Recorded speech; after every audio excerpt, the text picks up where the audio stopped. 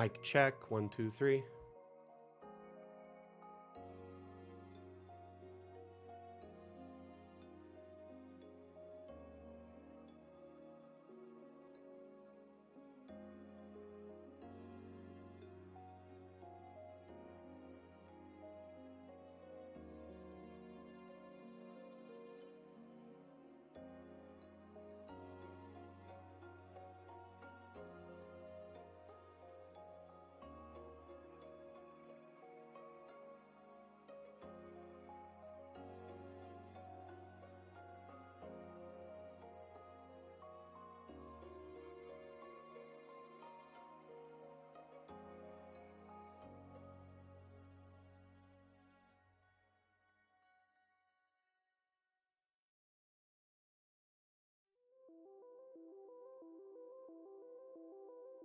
Stand by, having a technical issue.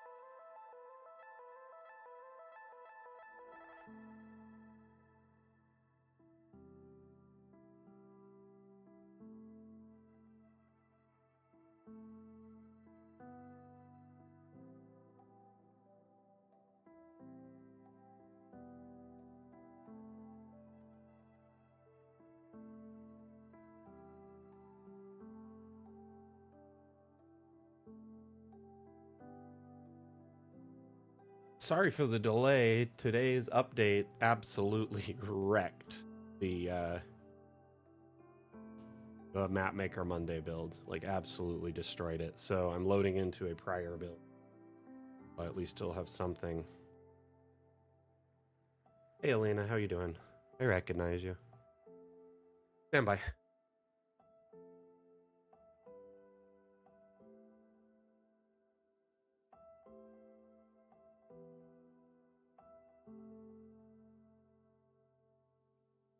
And we're back. Sorry about that.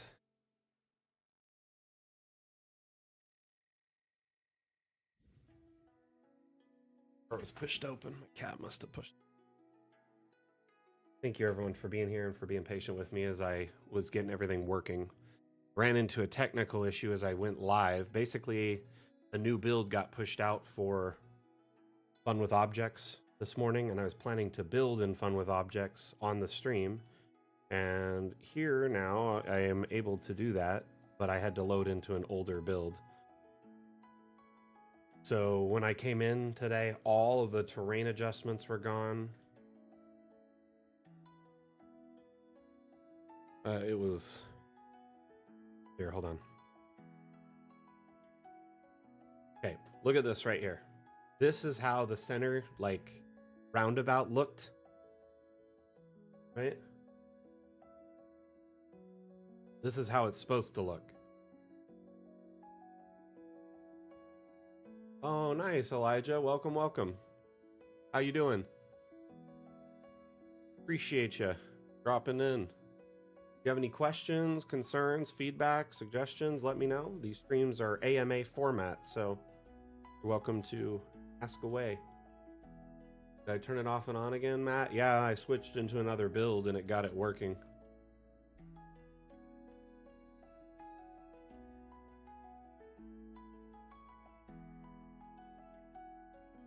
Anyway, excuse me. I feel like I might sneeze.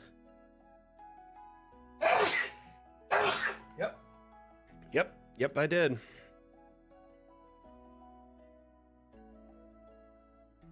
Ah, thank you. So, for those just tuning in, my name is Mac. I'm the community manager for Dungeon Alchemist. Dungeon Alchemist is what you see in front of you. It's a map making tool that is available on Steam. It allows you to build maps in a snap, essentially primarily based in a fantasy aesthetic, though it can excel in like a steampunk or early Western or even like a Victorian era setting if your tabletop game takes you there. Today's stream is a focus on building a map live. It's called Mapmaker Monday. This map is quite extensive. It is a rather large build, and we've been working on it for some time. It started over in this corner here as this little entryway, right? And has slowly expanded into a massive cemetery complex.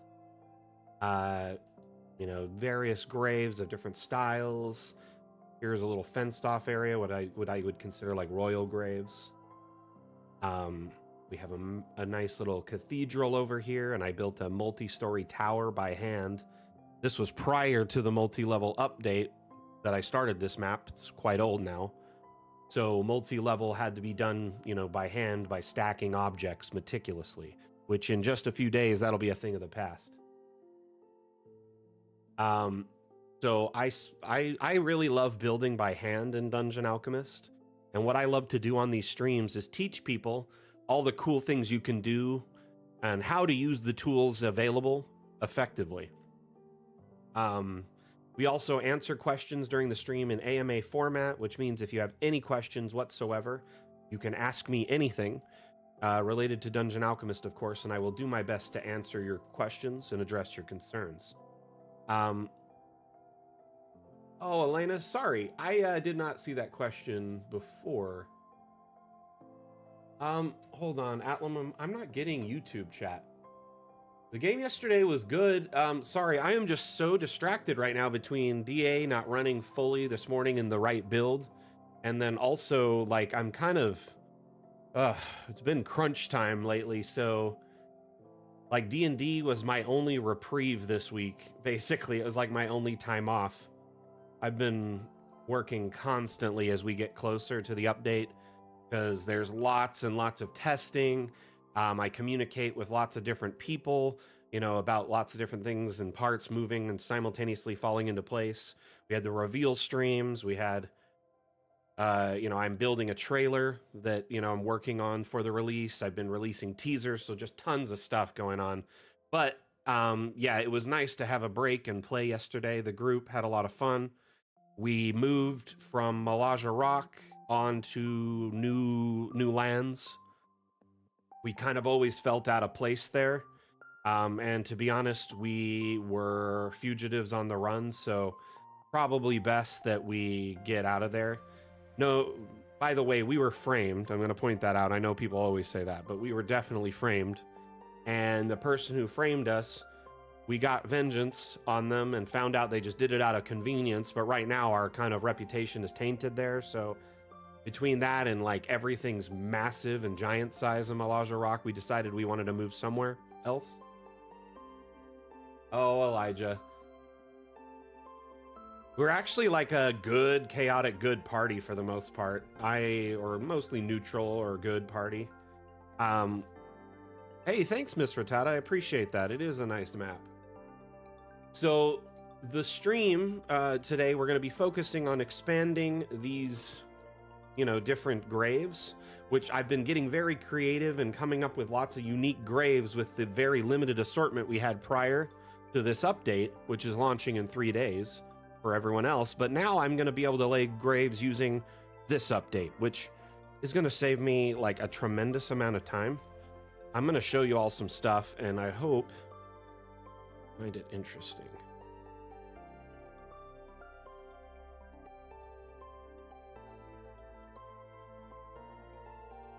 Go to the graveyard stuff. Sorry, I'm trying to remember where they laid all this stuff out. So there's now like tons and tons of new grave stuff. That like headstone markers, which there was a severe like limited supply of them. You can now, they're variants, which means you can actually cycle through like each headstone style, and then the front of it will change. if you press tab. So you can have tons of different denominations, if you will, which in, say, a fantasy setting, that's great because it could be really any deity you want it to be. Welcome back, Caillou. But there's like tons of new headstones, and they all do this. So there's like something like 700 permutations available with just the headstones alone that you can cycle through. It is weird that it cycles through all of them. Doesn't keep its shape. Huh. That is so diverse. It is amazing, huh, Miss Rattata? But prior to this, we only had a handful of grave markers, very limited assortment, you know? Hey, thank you for the likes, TikTok. Much appreciated. The new assets are usable on legacy maps. In fact, we're on a legacy map right now. Really quickly, let me turn on the mouse highlighter. If you look over here in the top right corner, this little icon here, this lock, multi-level is not supported on legacy maps. You'll see that, and that's indicative that we're on a legacy map right away. But this map is quite old, and you can definitely use new assets in legacy maps. I don't have a date for the second part of the update, Caillou, at the moment, but I do know that... Looking for it. I do know that essentially Fun with Objects actually is going to be like this update and then a quick hotfix kind of patch within a week or two to fix a few things that might crop up after it launches that we may or not have noticed. And then there'll be Fun with Objects Part 2, hopefully before the end of the year, at least is the kind of objective, but that's subject to change.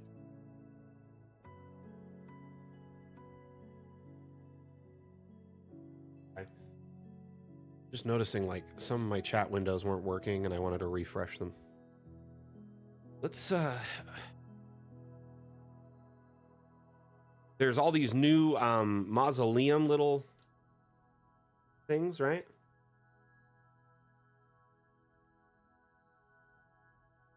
Definitely going to use those, and you can like cut out a section in the center, remove the top.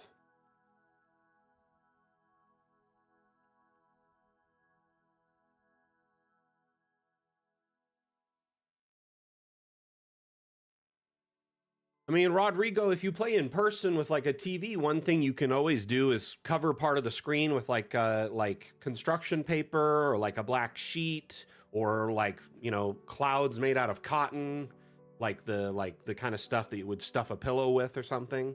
I've seen DMs actually cut out roofing in construction paper and put it on top of buildings. But that being said, our next update will solve a lot of that because roofing and multi-level will be in it. So a lot of things will be covered naturally and you'll have to like get into a place before they can see it.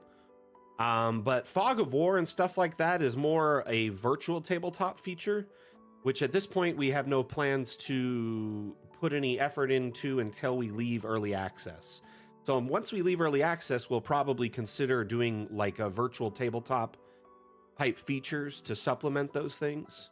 At least things like Fog of War and you know, just limited stuff like that.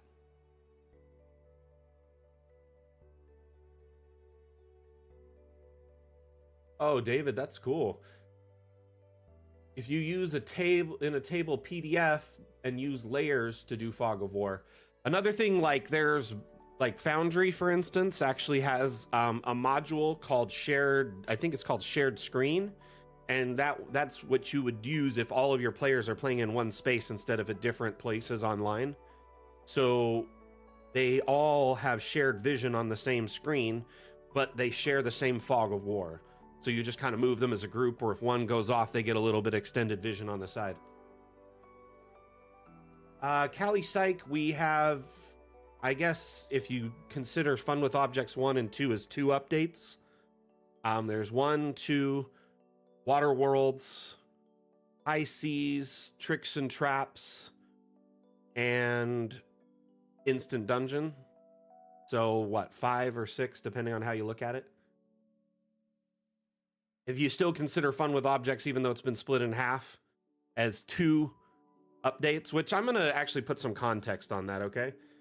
I've made a lot of trailers for our team, right, over the last 3 years for all the updates in the past.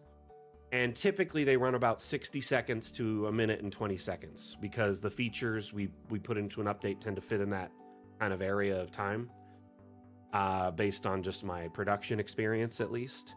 And this update, I'm struggling to fit all the features in just the first half of the update inside a minute 40. So I'm already 20 seconds over budget on the trailer, minimum. Well, actually quite a bit, actually. I'm like 30 seconds over. And I still haven't covered everything. It is quite a lot of features in this update. And then the second half will include just as many, if not, more. Fun with Objects, part 1 will launch with multi-level, roofing, level switching, underground building, modular objects, tons of stuff. In fact, if you haven't seen any of the little teasers I've been putting out, we've been putting them out constantly. One moment, I want to find a video sent to me this morning, and I want to make sure something. And by.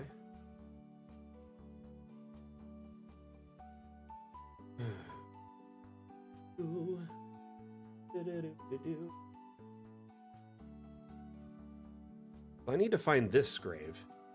Just a grave with the headstone on it. Why am I not seeing that one in there? It's under structures? Okay, that's why I'm not seeing it, maybe. Not in the gravestone area, it's in a totally different area. Let's check this out. I'm like wondering why I couldn't find it.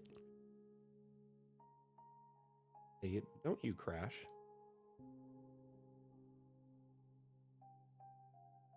Why did we add graveyard twice? This is so confusing. No wonder I couldn't find all these.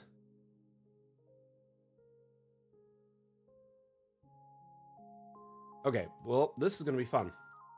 So I'm going to set the universal object scaling down because what that does is it turns an object like this into a much smaller one really quickly. Now it's more like fitting to this, or I could just start filling in this area. But I think I'm going to do it at like a 60% scale and then just start dropping in graves. Watch this. This is going to be so cool. Hey, stop snapping in there, buddy.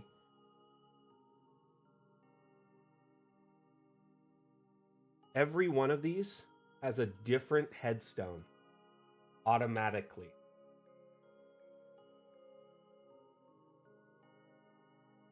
It's so cool. This is such a time saver. You have no idea. And then I could take like this part off and put something on it if I want. Twist it a little bit.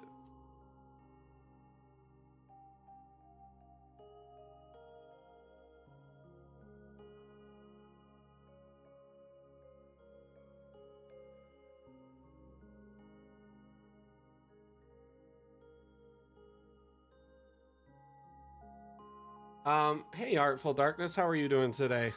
Wow, TikTok chat is coming through my multi-chat feed. That is so cool. Very rarely works that way. So, David, I'm assuming you want to be able to use like the foreground layering that's now offered by Roll20, right? Where it allows you to like have a foreground layer and a background layer, right? So say I'm the background and this is the foreground. And if this is the roof and I was the map, your players would pass under the roof, right? And then it would peel back as they do so. That's something a lot of people want for immersion, right? I understand that entirely. Oh my goodness, 1.1K likes on TikTok. Thank you so much, TikTok. Y'all rock.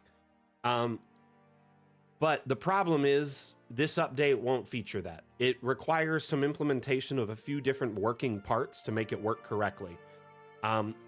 Though this update will include essentially the ability to split up a map into multiple levels.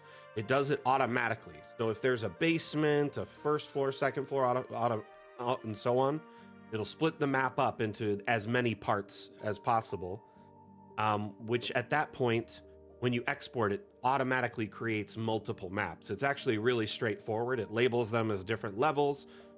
Very, very simple. I'm not sure why it's... Oh my gosh, it's trying to do a roof on that. What? Wow, it's actually adding roofing in a legacy map. I am so confused right now.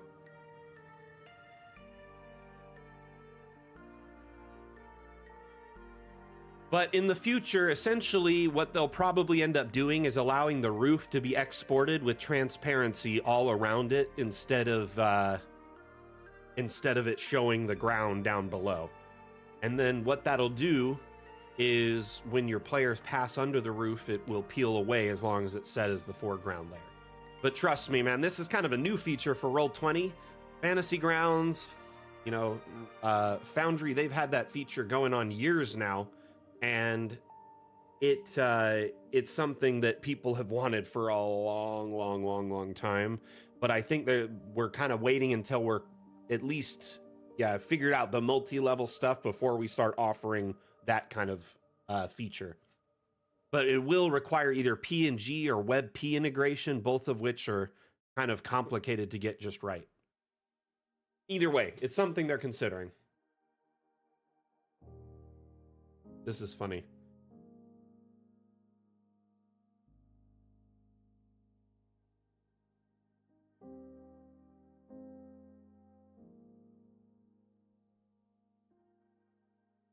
It should not be putting roofs here, and look at it's like messing up big time trying to make a roof. You could see this chapel over here without the roof, and then with it, all the geometries are all over the place, and then it tried to add one there. That's hilarious.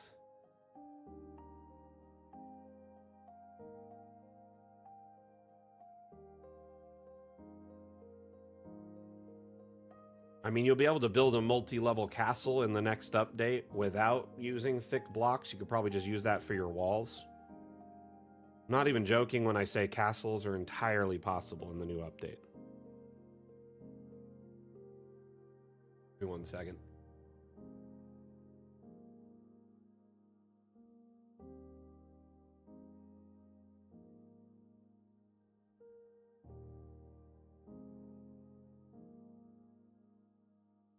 I'm gonna load into a new map that will take some time. It's big, like a 6-story castle.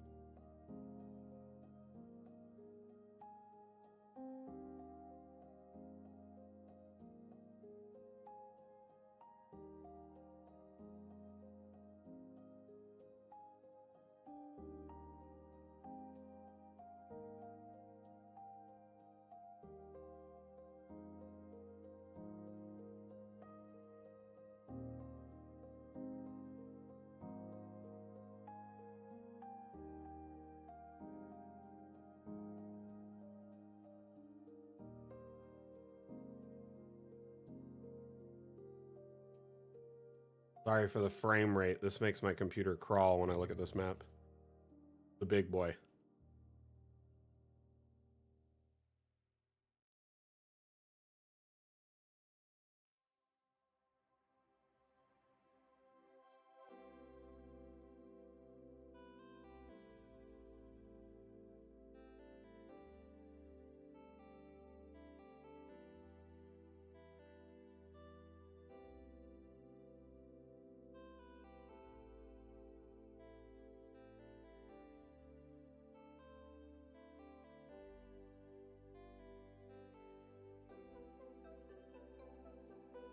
Hello, Aaron.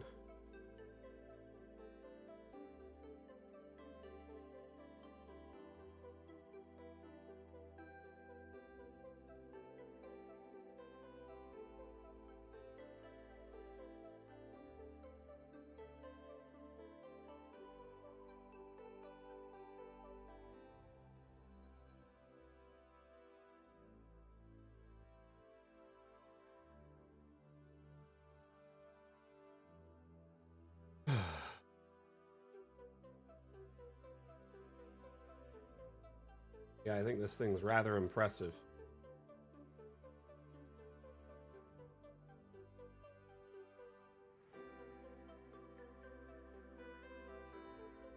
Is feed coming through for y'all?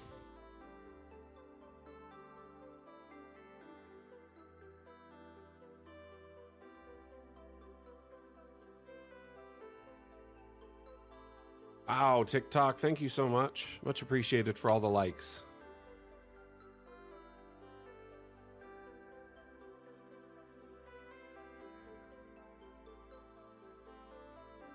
Cool. Cool.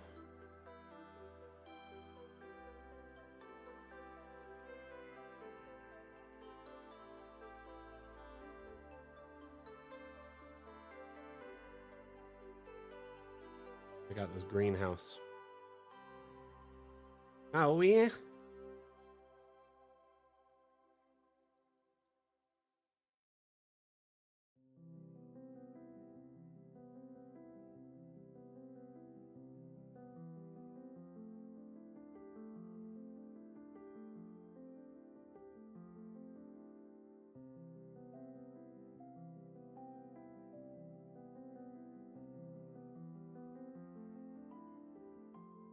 Oh no. Oh no. Well, luckily, you know, it's pretty cathartic and like very helpful, I think, for one's mental well-being to have a nice artistic outlet such as Dungeon Alchemist. Additionally, I definitely don't want him missing work or, you know, those kind of things, putting off his responsibilities. But I do have to add that I appreciate that you got your friend such a thoughtful gift.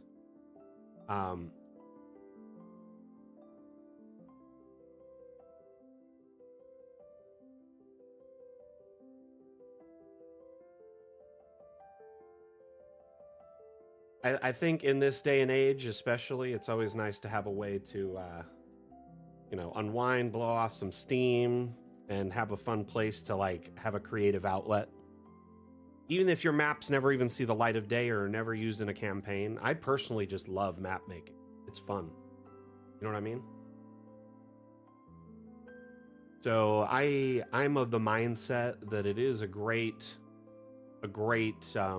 resource for art, way to express yourself artistically. You know, it's I've seen some fantastic art made by our community over the years.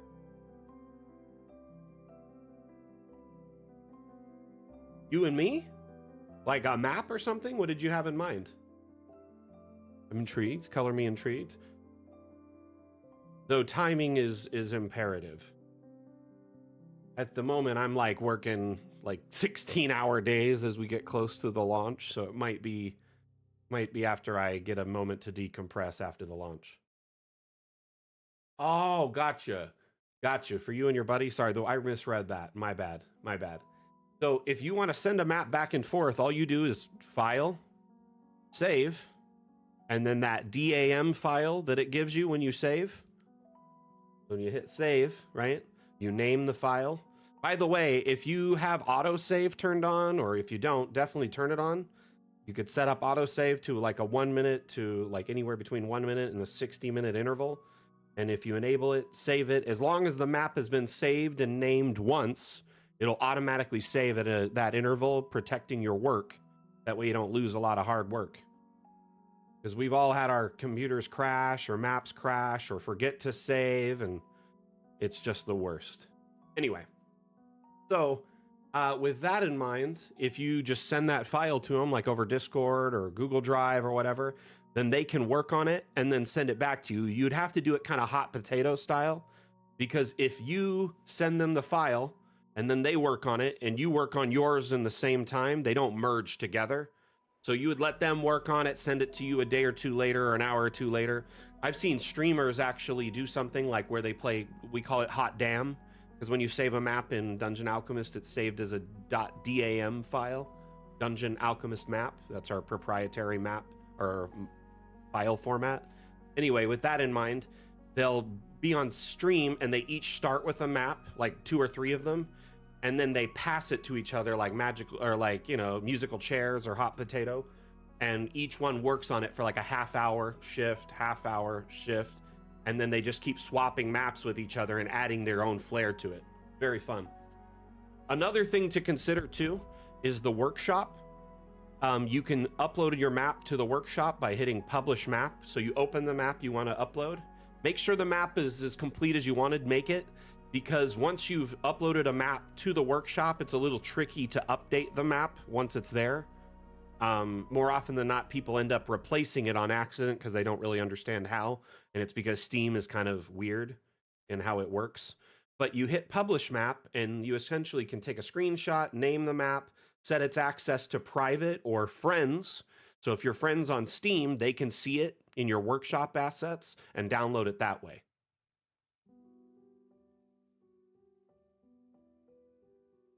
Are there any plans to do different art styles? I honestly don't think we're going to change away from our art style. That's kind of our thing, is our realistic 3D art style. That's kind of the artistic choice the devs chose and wanted to go, is they looked at most of the maps options available, and a lot of them were either really cartoony or not realistic looking, and they wanted something that had that more realistic flair in a 3D looking environment, that really popped and looked, alive. Now, I understand what you want. You want Dungeon Alchemist tools with different filters or different sprite sets or object sets. I could see us getting into different aesthetics, like maybe cyberpunk or sci-fi, but I don't see us changing the way our art style works per se. That'd be like, asking two major artists to just flip styles, you know what I mean? And I'm not like, I think ultimately you may want to look into other, and I'm not trying to send you away, but there may be a different map maker with a slightly different art style that's more your feel or your vibe, if that's kind of what you're hoping for. Though I do understand the convenience and ease that Dungeon Alchemist offers and keeps adding with the map making utilities, tools, quality of life improvements, Steam Workshop support. It makes it really nice. So I get at the end of the day why you would want maybe a different art style with the same support package. It would be cool if there was cloud. I mean, like, the Steam Workshop is the cloud, technically. It's the cloud. You're saving stuff in the cloud, but it would be cool if there was like auto saves to the cloud. So once you've saved to the workshop once, it just uploads your save like once every 5 minutes or whatever you're working on. And then 2, it would be cool if you could work on a map with someone else, i.e. 2 or more users could log in and work on a map simultaneously. Yeah, that is one thing I was going to suggest, Oscar, is you could always take your exports, right, and then run them through like a photo filter. There's so many websites now that do crazy photo filtering. One of them is like I've seen some that turns images to they look like they're blueprints. So like a user in our community made maps that didn't have objects inside. They were just like blank slates of floors, walls. Exported it, ran it through the blueprint filter, and it looked like a perfect blueprint. It was amazing.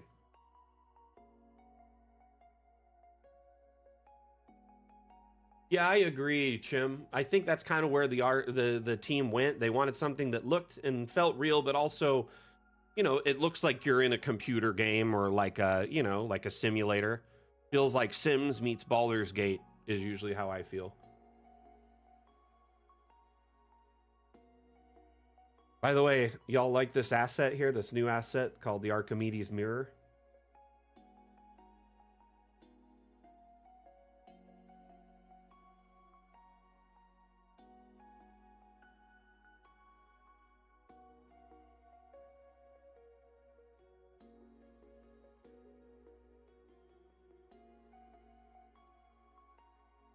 Yeah, Steam does have play together, but kind of wonky at times.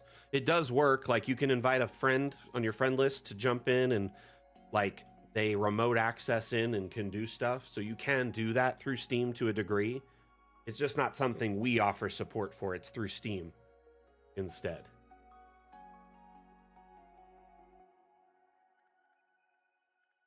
Right? I put it up here with the cannons because I thought, yeah, it would be a really neat defense piece, right? I aim my solar death ray at a giant rock. Within moments, it became molten slag. You guys seen those videos on TikTok? I don't know if anyone else has seen it, and I'm just laughing at myself, but there's a guy that has like a Fresnel lens solar ray type thing that super focuses light, and he lives like in the Arizona desert, so it's super bright, and he's able to like melt metal with it. But he kind of sounds like Napoleon Dynamite when he talks, so it's an interesting channel, to say the least. I really wanted some toast, so I put a loaf of bread underneath my solar death ray. Hey, Highland Lass, how are you? Okay, let's talk about D&D, because I haven't had a chance to talk about it. Yesterday was D&D day. I've been so focused on today's stream, and I haven't had a moment to talk about D&D. Who would like to talk about it?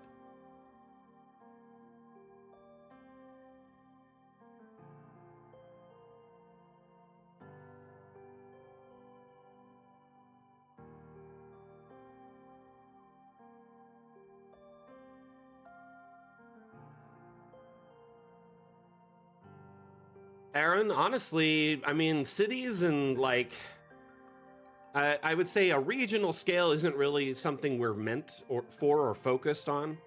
Ideally, it's meant for like encounters, battle maps, cities, towns. I mean, there's definitely cities and town maps on our workshop, so examples do exist. It's possible, and it's getting better all the time, especially where we're in early access. I like to kind of point that out. Is that, you know, while we feel very full featured, we still have a lot of room to grow and a lot of work to do to make it actually a finalized product. Until that time, I mean, there's a lot that could be on the table. Things like that could be something the devs want to offer. In the past, they've said that they want Dungeon Alchemist to be the only map maker you ever need. What that means, who knows? You know, I've also heard them say things like it would be cool if we could do World Alchemist, but would that be a separate product, or would it be contained within Dungeon Alchemist? That being said, like, it's very plausible to build massive maps, but it's solely dependent on your hardware. The more powerful machine you have, the bigger a map you can produce with Dungeon Alchemist. There's maps on the workshop that are like 250 by 250 squares, which, I mean, for any reasonable map encounter, that's pretty insane. Pretty big. Aside from this, you know, there is plenty of ways to supplement a city through the Steam Workshop, or our next update will add roofing, which makes it even feel more realistic to generate like a village, town, city, etc. But keep in mind, the more oomph you have under the hood, the bigger and more interactive and detailed map you can make, right?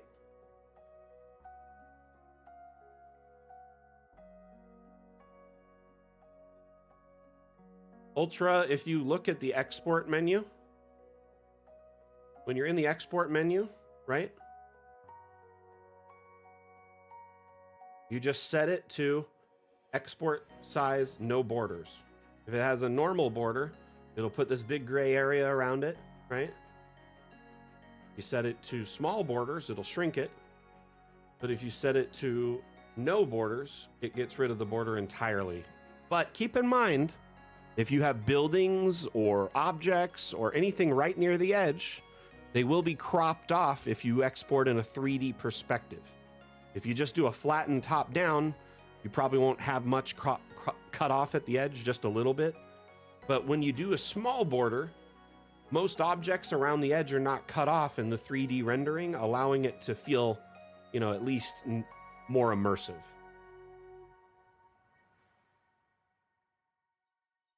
Hey, Toastic, thank you. What is that? A cat? A hamster? I can't really tell. Either way, thank you so much for that. Much appreciated. We're going to start putting out some graves. I need to get into graves. But I do not understand why graves are split into like 2 sections now. They're under, let's see, utility, graveyard, right? And then we also have structural graveyard. That is frustrating. Let's just say that.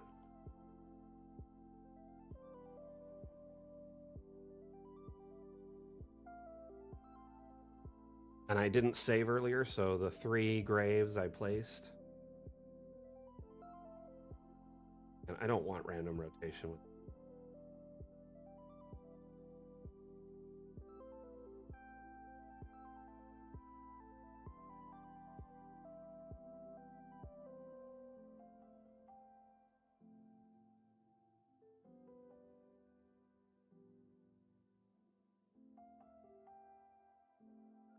It's a cat giving a thumbs up. Thank you, Atlam. I wasn't sure what it was. That's cool.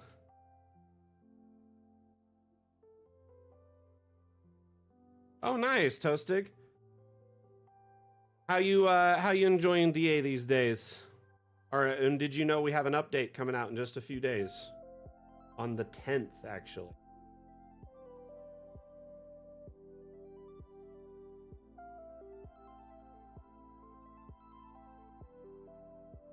Yeah, this is a lot faster, but I do wish there was more of these like without the stone cover coming out. Seems like that's not the thing it wants to.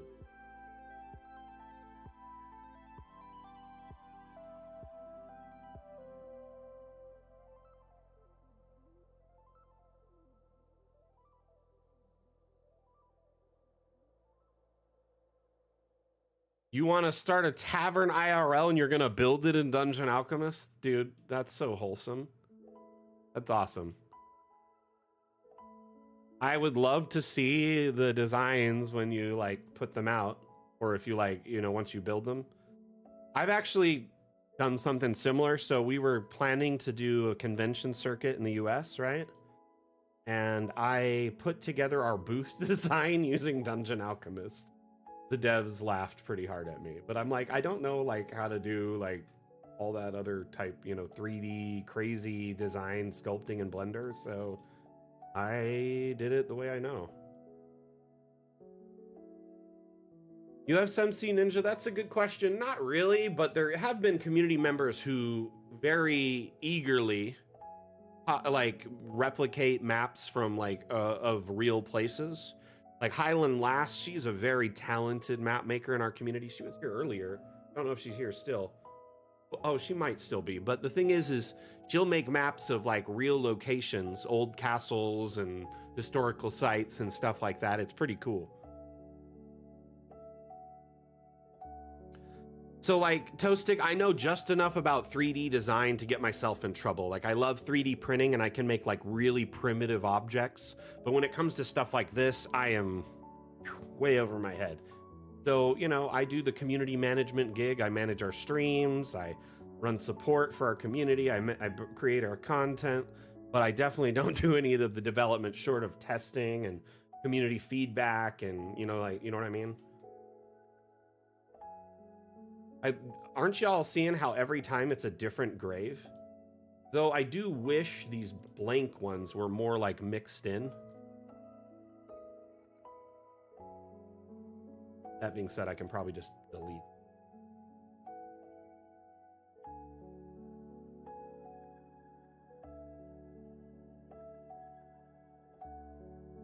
How's the feed coming through on each platform right now? I'd love to get feedback from everyone on every platform. YouTube, how we doing today? Is it coming through clear? Good audio, good video? If you're watching on landscape, let me know. If you're watching on portrait, let me know. And TikTok, let's hear how your feed's coming through. Next, let's hear from Facebook and Twitter if we got any viewers there. And next, Steam, if possible. Steam, if you're watching, I'd love to hear your feedback. How's the feed coming through today? And then lastly, if we could get any feedback from Twitch. I feel like no one's watching over there right now. Just kidding. Everyone's watching on Twitch. So much faster now that I have access to all these new graves. Like, seriously? Hey, Eric, by the way, how are you doing, buddy? Last night's session was great. By the way, Elena came in earlier. I think she was asking me about the session, and I was like so distracted because like this morning my build wasn't working, and plus I'm like doing 1,000 things every day. So I felt so bad I didn't really get to talk about the game, but now I can. Dude, allergies? Oof, I'm sorry.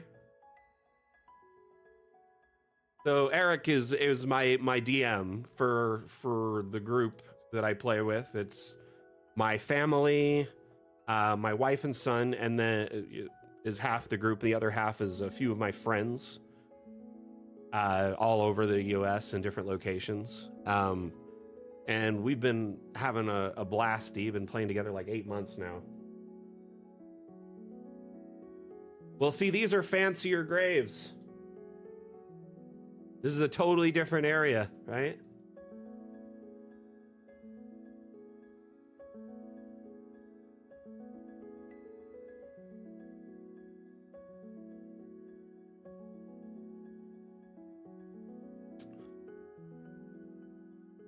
The last night we like took on these like dracons things or whatever they're called. Dungeons and Dracons.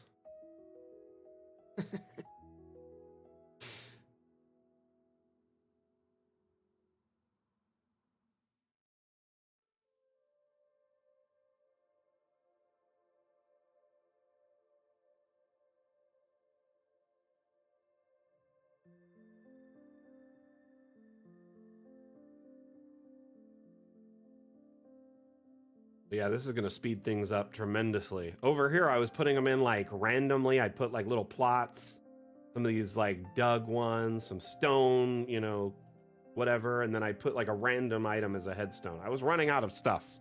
I was getting really creative over here in what we call the sardine can. These are like pauper graves.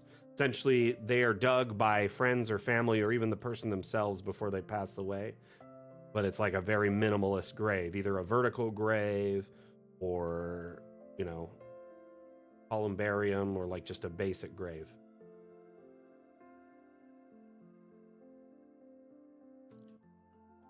Looks great on TikTok. Glad to hear. You did software Q&A for 20 years. Oh, man. Oh, man. Testing. Honestly, testing's quite fun. The last few weeks, we've been doing crazy amounts of testing.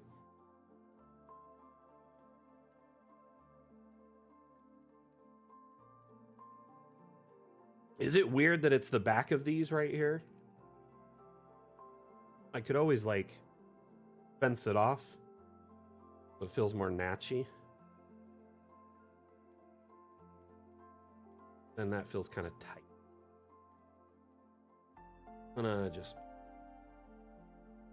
really just about getting the feel right. I feel like getting the spaces organized and walkways organized, and this is a weird shape, so I got to get all the graves to work.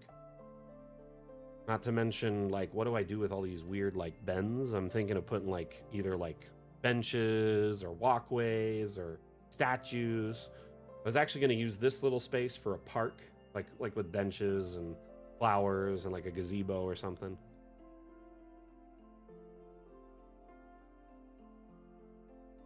Yeah. So we have this testing list, Toastig, that's like you know, like if this, then this, and if this, then this, and you kind of follow the like the lines of like testing to do different things.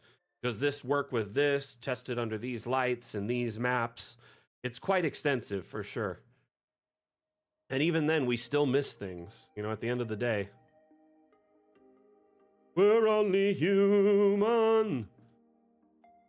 Maybe a small church. However, I do already have a church over here, Fog. Got this big cathedral here.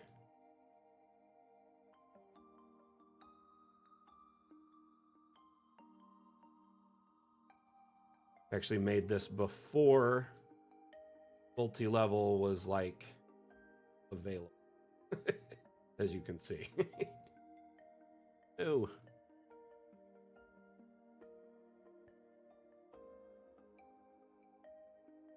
Ruins of an old church? Maybe. Here's the thing. So, it's a well-kept cemetery, right? Like really well kept. And the way I've kind of headcanoned this is these people have like a lot of reverence for their dead. Like graves are not robbed, as far as they know, you know.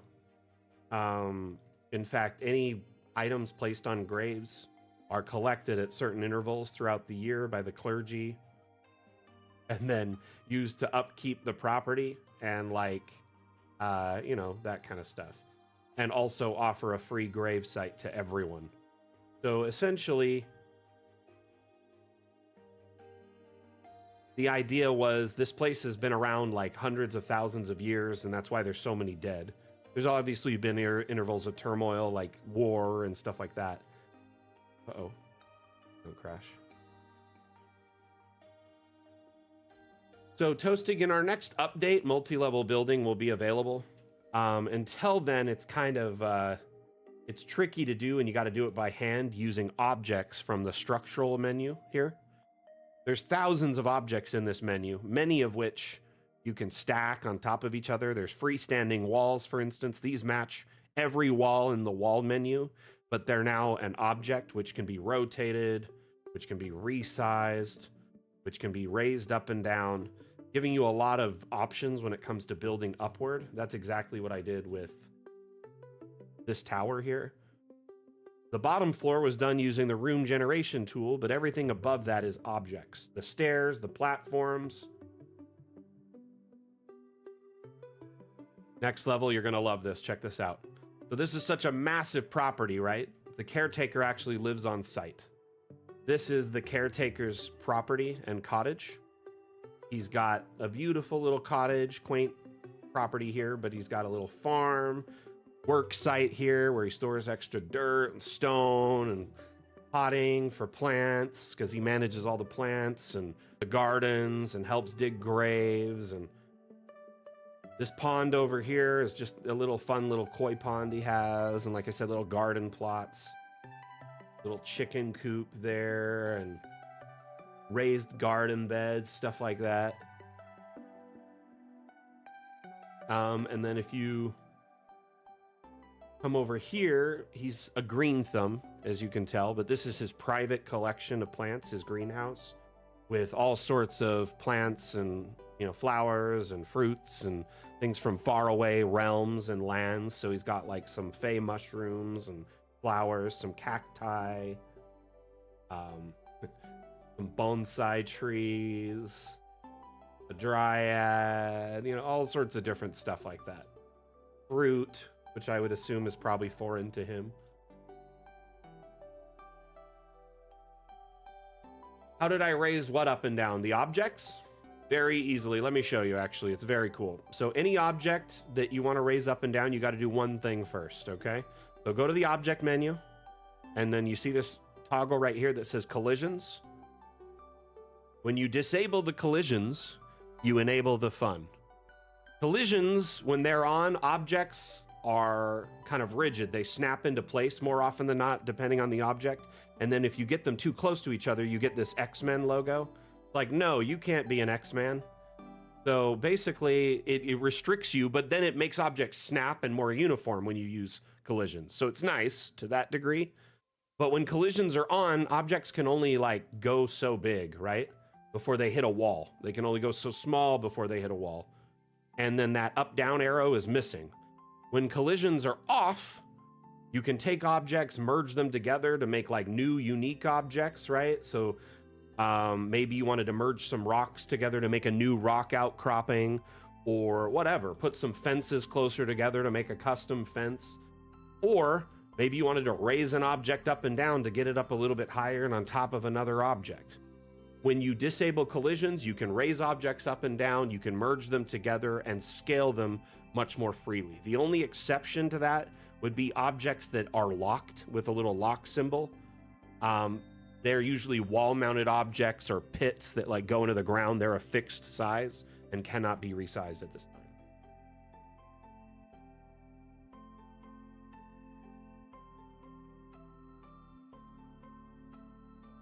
So, yeah, no worries, Toastig. That is a neat feature that a lot of people often overlook or aren't aware of because, you know, it doesn't really say all the 3 things it does. I wish it was just like, instead of 1 toggle, it was like in here with 3 toggles, that one's like collisions, scaling, or unlocked scaling, and then the other one would be like raise objects up and down, or like unlock Z axis or something like that. So it's more direct and you know what you're getting, because it is kind of buried there. And I could make video after video and tutorial and share it on the stream over and over again. People still miss it. It's on our wiki, it's everywhere. It's easy to miss because it's not very apparent. I'm hoping that someday we address that. That's just the woes of early access, unfortunately, too. Eric, what are you up to today? Oh, you're gonna lurk? Okay, we'll talk to you later. Now that he's gone, we can talk about the session. So, we ended up leaving where we were at, which was Modular Rock, an island of giants, and we moved to a new town about a 4-month boat ride away called Grindavik. And our employer in Modular Rock, our last job for them, we helped them kind of settle a score and become like the main pit boss in all of the town or whatever. And they basically gave us a bastion. They commissioned us a bastion in the new place we moved to. So we moved to Grindavik, got into our bastion, hung out there for a bit, met up with some new contacts, bumped into some old contacts. But on the way there, we learned how to sail ships. And we also took out some sea creatures. Marrow and Drakon is what they were called. So we had a little bit of fun with that, kicked some butt, took some names, if you will.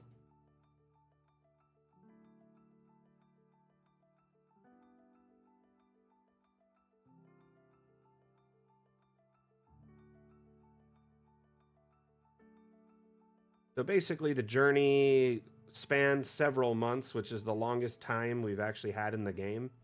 Our characters have spanned 6 to 8 weeks up to this point in time in game, over 8 months of play. And then in one game session, we spanned 4-ish months. So it was a big time jump. David, currently there isn't an option to do that.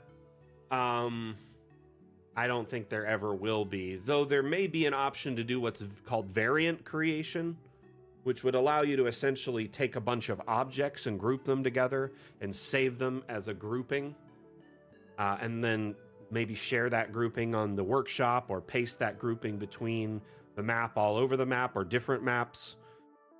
There's some potential there, but it's something that needs to be worked on extensively before we can really offer it to any degree. So what I think I'm gonna do, hey KO'd, I see you lurking, what you doing?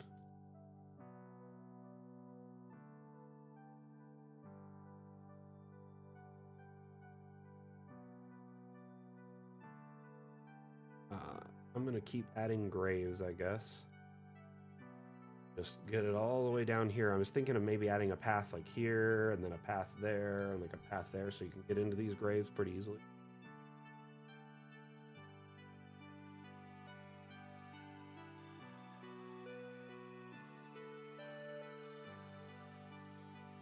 Yeah, I definitely wouldn't expect it in the update Thursday.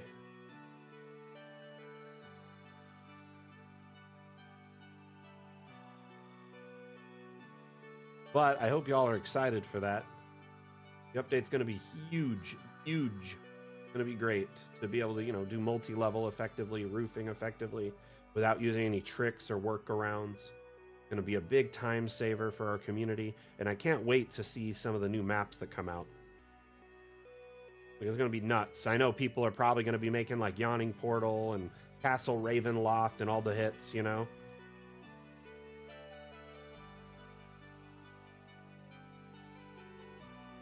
You took the day off? So in updates past, I'll usually post as a joke, a doctor's note that says, you've got a case of cartographitis, or you've got a case of the dams or something. It's just like a little joke kind of meme thing that we do every update. You could give it to your employer or whatever.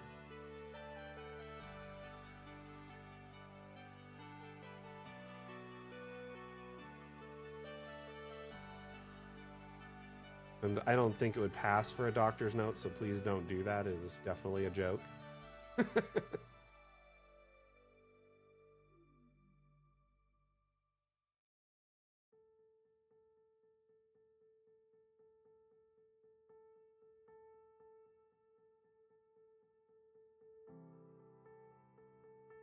I think I'm going to do this one more grave here, right? And then that'll be a walkway entrance. TikTok, y'all rock. Thank you for all the likes. I really appreciate the love so much.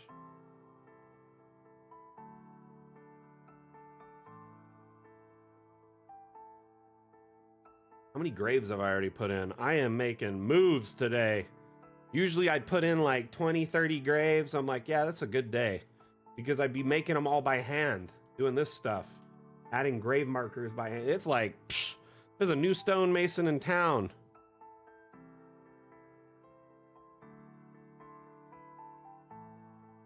Yeah, Toasted, you'll be able to flip off in lighting inside in the next update from a little toggle right here.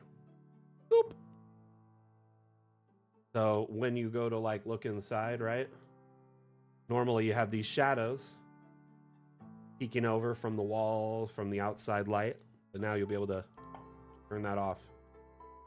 So now you'll have to make sure your inside area is adequately lit. Already way ahead of you there, Atlam. I'm just kidding, but you can add these things called abstract lights to your maps and essentially add brightness. These lights, you see them now, but you can disable them. Well, they're invisible, but the light they cast remains.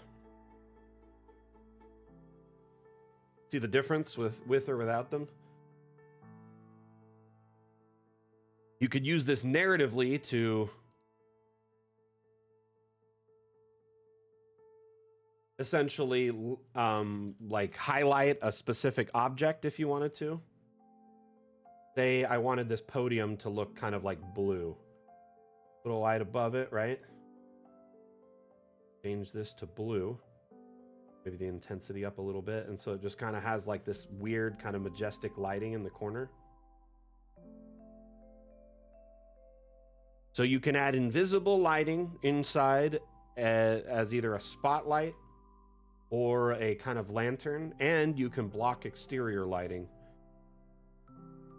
Additionally, brand new feature on the table launching is the grid on top of everything. So if you're more used to a traditional tabletop experience where the grid is on top of everything instead of under objects and on top of the floor, y'all will be happy for this update.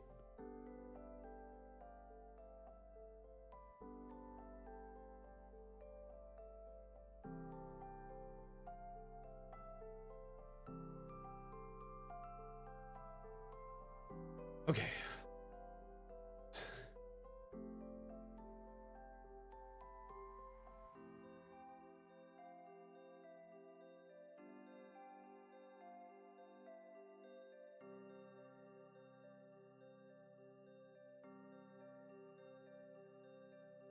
No.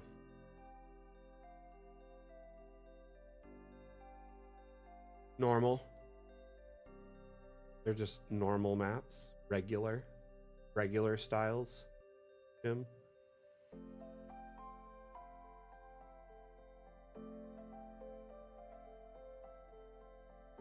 And delete it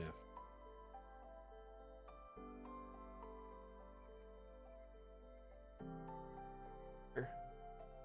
Boom. Have like even fence to that. Gotta keep it go. Which this fence is so thin, it's very easy to deviate or two. Do that over, say, the course of 50, 60 feet, it can make all the difference. Right there, this one's not lined up.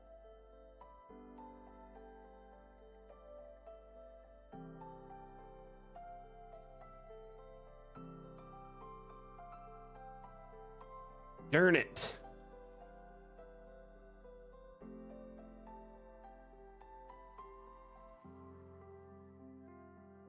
Toilets and boilers, boilers and toilets. Plus that one boiling toilet. Firing me if you do.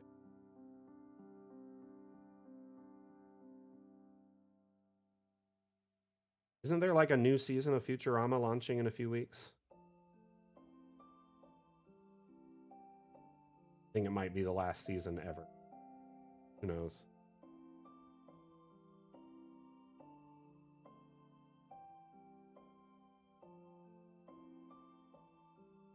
What would you call them, Chim? Maps made before the update, I mean.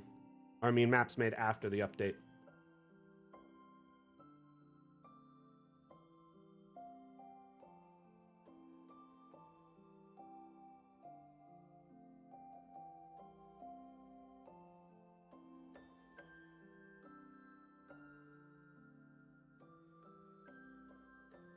By the way, I'm shifting the grave by pressing tab.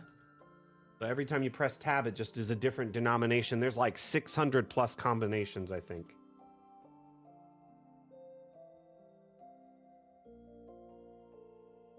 It's going and going.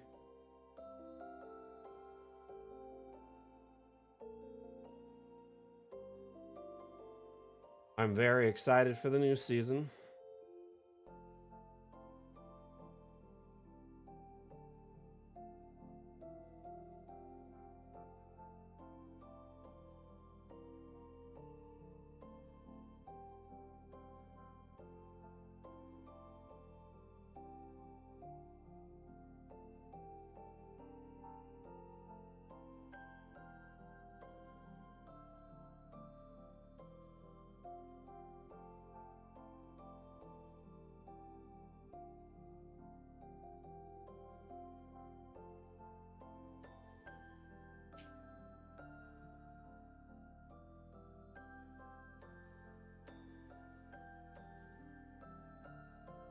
Unfortunately, I'm not aware of any new terrain paints or biomes in this update. This update primarily has a focus on object and building interactivity and improving those mechanics. I'm not aware of any new biomes, unfortunately. There are some new room types being added in the update. You got like this burnt house, which is pretty neat. So if you want to like add like a burnt little village or whatever.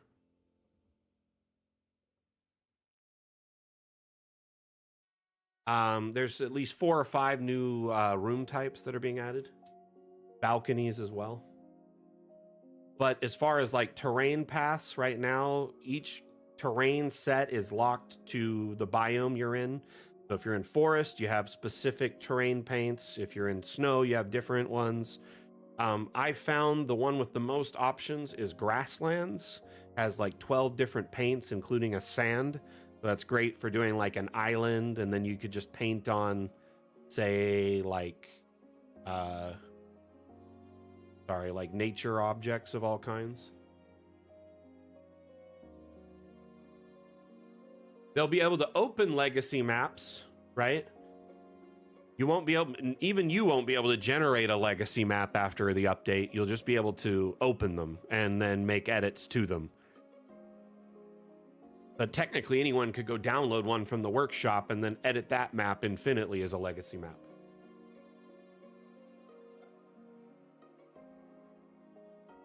Oh, nice. I see. How did it turn out? They liked it a lot? Is that up on the workshop?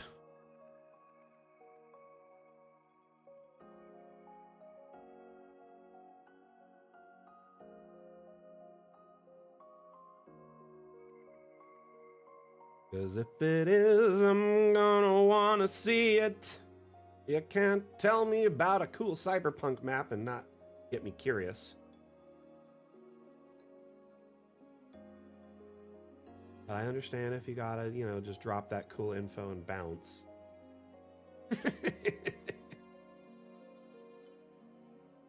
Cyberpunkish arcane. Well, when you do upload it, please let me know. I'd love to check it out. Even if it's like weeks from now. I'm glad your players enjoyed it, though. Always good to hear.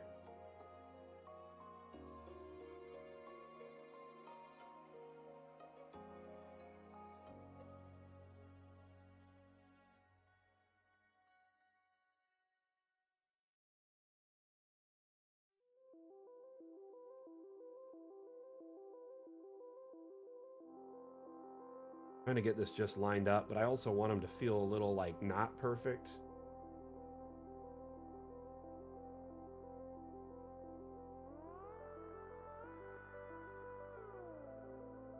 To be honest, it's been interesting. And I mean, Dungeon Alchemist has changed for the better, mainly due to people who have, you know, really pushed the envelope of what is possible with it.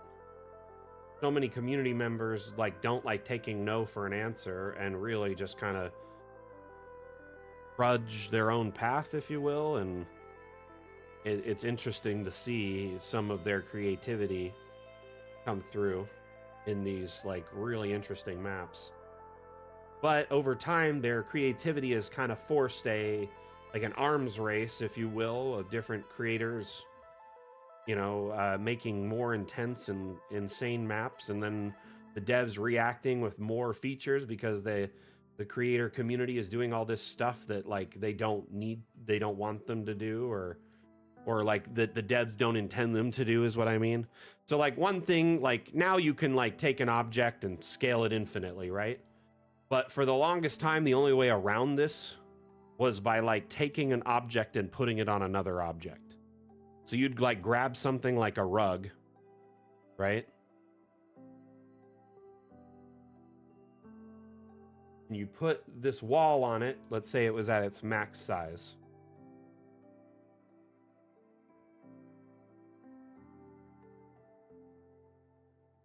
And then you would place, oh, I ruined it.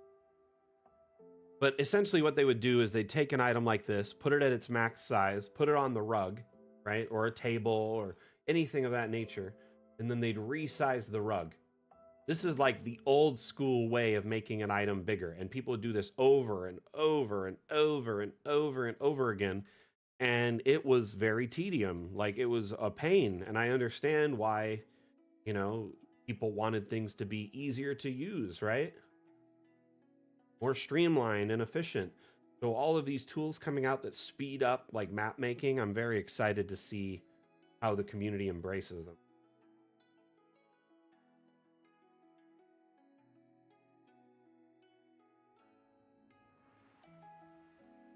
UV, please don't beg for keys. We don't actually give them out on the stream at this time. And to be honest with you, Dungeon Alchemist is on sale, so you could actually get it at the best possible deal right now. At 20% off, which isn't a bad deal at all. So maybe go check it out. Try the demo for free, and then if it's something you're interested in more, tag it.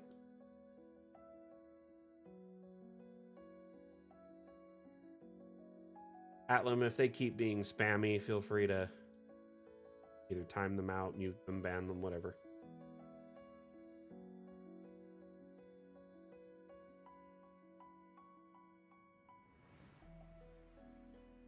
You know, I'm spending all this time lining these up, but you know how many graves I've put out today? It's insane.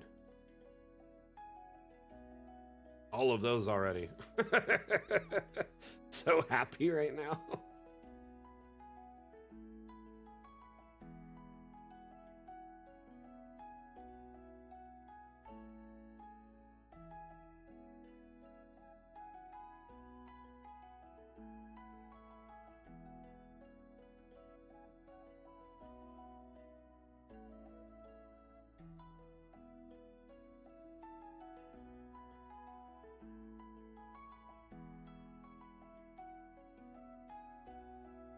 I mean, we've always had the grid, so you could use that and stuff, but like eyeballing the resizing was always a pain, right? Like this is slowly deep across this. Why?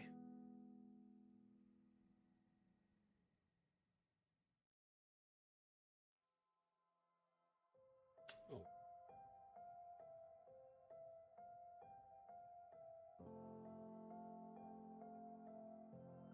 Yeah, Jorpy, I know. But the thing is, I'm kind of laying everything out by hand, so it's clearly not going to be straight at times.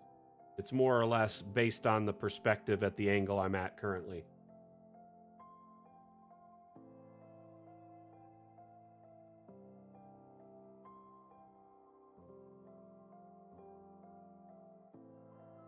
Right, the fence is straight. It's just maybe not straight with the hedge.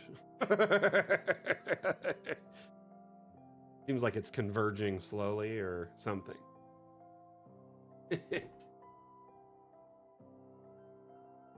You know, major lag, I'm sorry. We're multi-streaming on multiple platforms, i.e. Twitch, Twitter, Facebook, TikTok, Steam, etc., allowing people to watch on their platform of choice. Unfortunately, different platforms restrict you from sharing chat from other feeds on your stream. It can get you banned or shut down, etc. And because this is a community stream for a product, Dungeon Alchemist, we don't want to risk the channel being shut down. It is weird. It seems like I'm having a convo with myself, but ultimately the convo is all about Dungeon Alchemist for the most part. I am answering questions from everybody on every feed, monitoring multiple chats at the same time. It's quite a feat, actually, but at the same time, I could see it seems like I'm crazy. For fun, Jorpy, I'm just making a massive cemetery with the intention of sharing this map with our community so they can use it for their tabletop campaigns. Let me save. I feel like I haven't in a hot minute.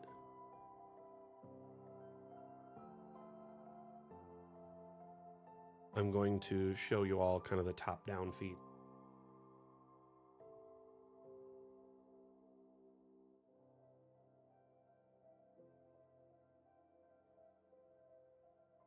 Takes a moment to load this overhead view.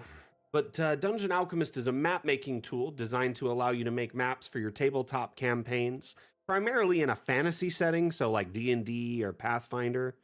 But at the same time, if you do have a game, say, set in like sci-fi, cyberpunk, Fallout, I've seen maps made for those settings in Dungeon Alchemist. Mainly primarily due to the fact that our community can share assets with each other. You can import 3D models and share them on the Steam Workshop so other users can benefit from them. So if you know how to create 3D assets or you have access to a repository of them, you can, share them and use them in your builds to extend your build options. And I hope I didn't crash the map. At least I saved, right? Anyway, point being, it's really just a tool to allow you to build maps for your tabletop gaming, or kind of like Sims, but in a fantasy setting. A bit complicated for you? What are you doing it for? Or the app is too complicated for you to use, is what you're saying. That's what the streams are for. You come in, you can ask me any question related to Dungeon Alchemist. I'll do my best to assist you. Man, I might have just crashed the app. I'll keep clicking wait. We'll see what happens. Oh my goodness. Thank you for the likes, TikTok. Much appreciated. So I'm running in the dev build of Fun with Objects, which is the update launching in a few days. It's like a few day old version of it. So it's like maybe a week old. So it still has a few bugs and issues, but it's good that I'm checking this stuff in like legacy maps, because probably want to know that it's buggy, right?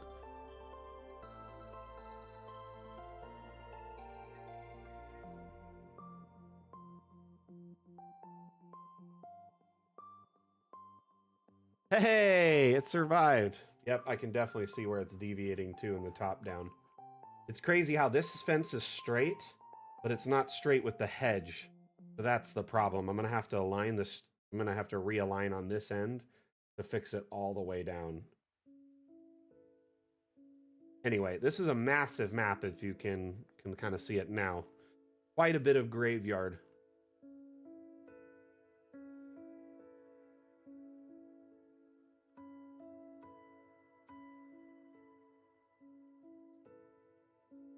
See, Windows thinks it's crashing, but it's just taking a long time to load because it's like a massive map with tons of detail and animation and stuff like that. You know what I mean?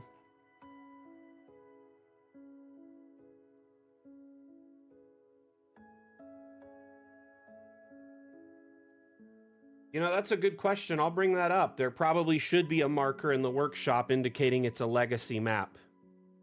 Here, let me write that down.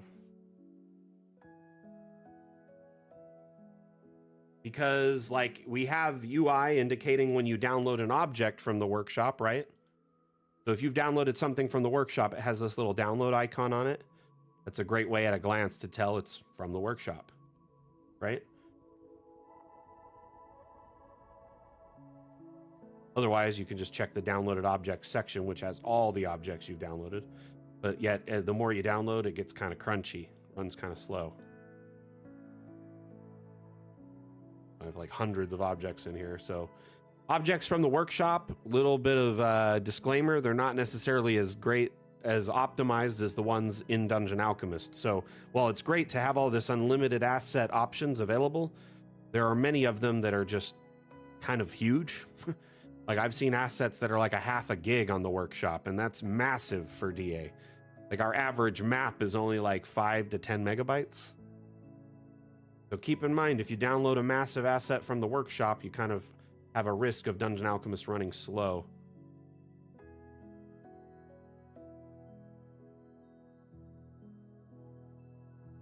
The old assets will still work. I'm playing right now in the new build with old assets in a legacy map to show you the compatibility options. You'll still be able to open old maps. You'll still be able to put new assets in old maps. You'll be able to use old workshop assets in new maps. The only thing you cannot do is add multi-level to old legacy maps. So maps made prior to this update's launch, you cannot add multi-level features to them using the room tool. You'll have to use the old methods of doing it by hand. So there's no way to change that over, unfortunately.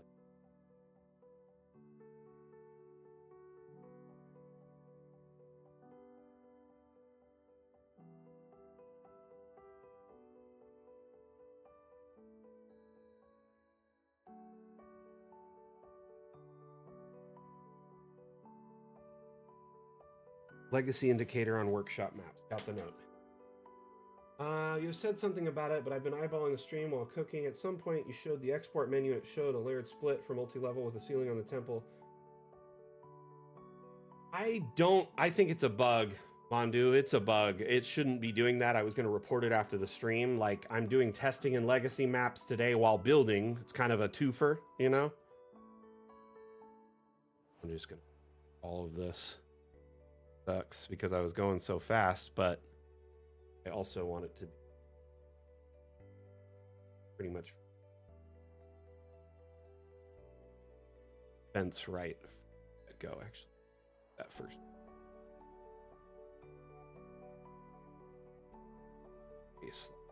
Everything up to that.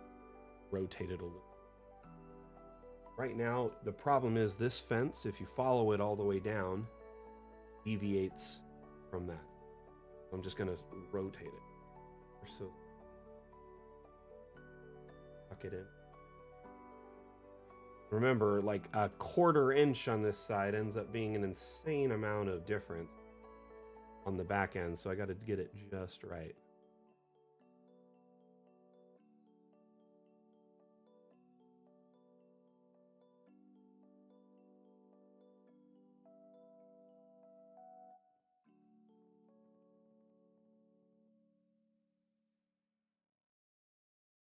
Multi-level is a feature launching in the next update that'll allow you to generate like multi-floor structures with ease. Here, let me show you.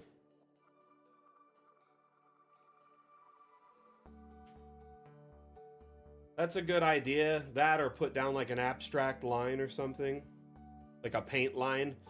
It would be neat to have, like, you know, when you're doing construction, you have a chalk line, you like snap it. Chalk lines for laying your objects would be cool.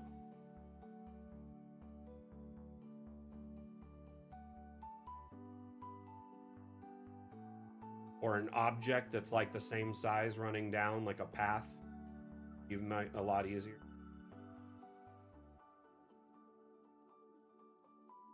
This map I made for my table.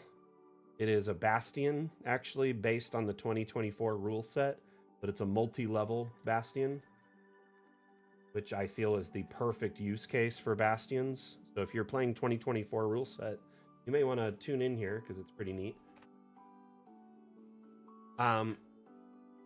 essentially, it is a multi-story structure. There's a basement and 2 stories and a roof.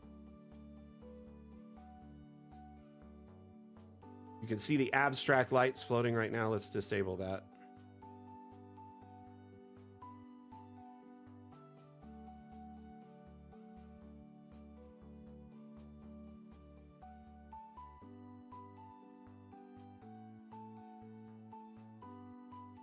So back here, we've got a little garden.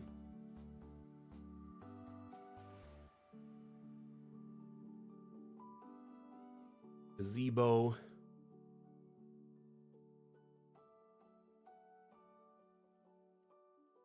Second floor consists of rooms. So this is like all the different player characters' rooms in the group. Here we have a library / study. A workshop here. This is like a smithy, tinkers, glass blowers, jewelers. You get a map per layer. Every layer exports as its own map. So every floor, roof, second floor, first floor, basement, they all export as their own layer. Okay. So if I go to export, this is the reason I loaded this map, is so y'all could see this. Notice how it splits it up into 4 pieces automatically.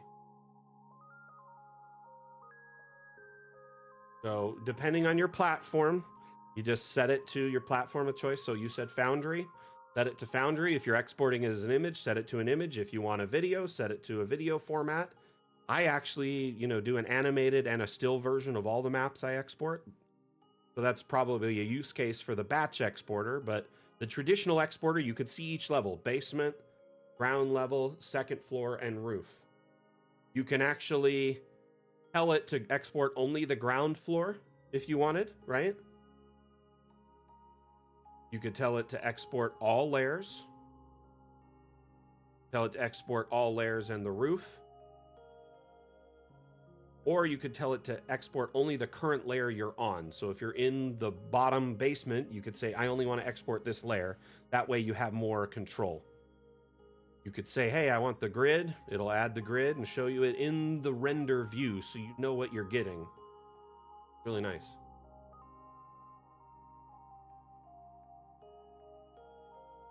Thursday.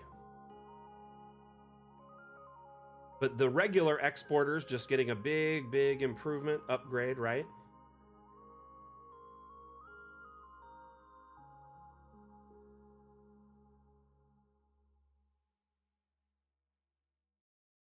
And then we're also adding the batch exporter, which the batch exporter is essentially the exporter on steroids. It allows you to set up formats of your map styles. So let's say, like me, I usually export at least 4 or 5 variations of every map. I'll usually do one that's like a morning, afternoon, evening, night, and I do winter of all those. So I have a winter morning, so there's 8 already. I do one that's animated and still of each of those. So it's like it adds up really quick, right? So you could set up export formats of all of them and set all the individual format options. So this one's morning with no grid. This one here is no grid, night, right? Essentially set up all these format options and then save them. And then if you hit export all, it'll export all the checked formats one after another, all of the levels for each of them until it's done. So you can set it and forget it. BWK, it is amazing. Hey, thank you for the follow, by the way. Welcome. So it doesn't use a publicly usable AI model. Our AI is trained entirely in-house, and the assets it uses are made entirely in-house by our team of artists. So we feel we've taken a very ethical approach to the development of our room generation and environmental AI. So essentially, all of the data sets, all of the training, all of the assets it uses, all developed in-house. So it's not a public model of any kind. And I wouldn't really compare it to, say, like a generative AI in any sense. It's more like a last gen AI. It's primitive in that regard. It's more like a procedural, if anything. So we, it's a very specific focus AI, which its sole goal is making maps. So when you give an AI a very specific purpose, it can excel at that, right? And I think when it's a master of everything, it becomes it becomes not really good at everything. Like generative AI is good, but it often makes mistakes on simple things like math or how many R's are in strawberry and stuff like that. So I do like that our AI we've got a very like strict focus.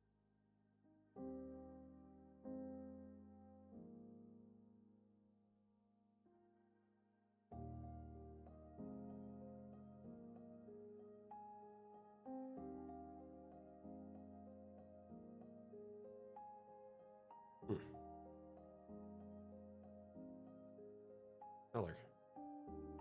Where my map got like worked. Can you manually modify the map afterwards? You can manually modify the map.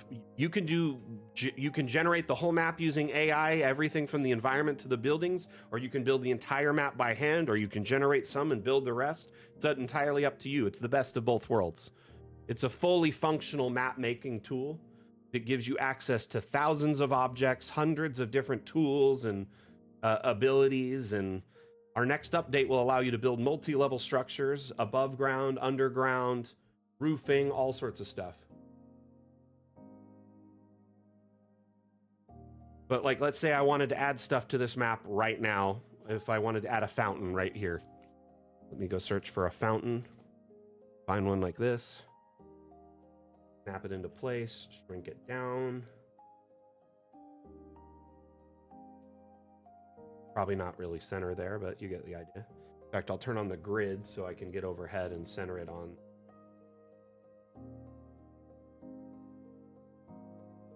Eyeball. And now I got a little fountain in the front yard. Really simple, easy add. Or if, say, I'm not happy with this, I want to start a new map. You go generate an entire environment in the forest or in the desert or in caves. When you generate a cave, you can generate entire cave systems.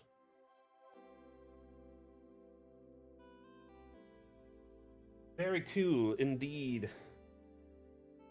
Yeah, it's a bug you saw, Mondu. It's like part of an object that's in the next level that's leaking through. So part of the dev testing right now is finding buggy objects and getting them fixed. And that's one of them I have reported. It's called an armillary. It's a little small thing that has like a rotating orb in the center, but that orb is visible on all levels for some reason. So here, I just... load, it's taking a moment. Just generated an entire environment in caves, right? That just took a few moments, a few clicks to set it up. If you're not happy with the way the caves are, or you maybe want some custom like cut out areas, you can grab the cave carving tools and add little pathways or seal areas off if you want.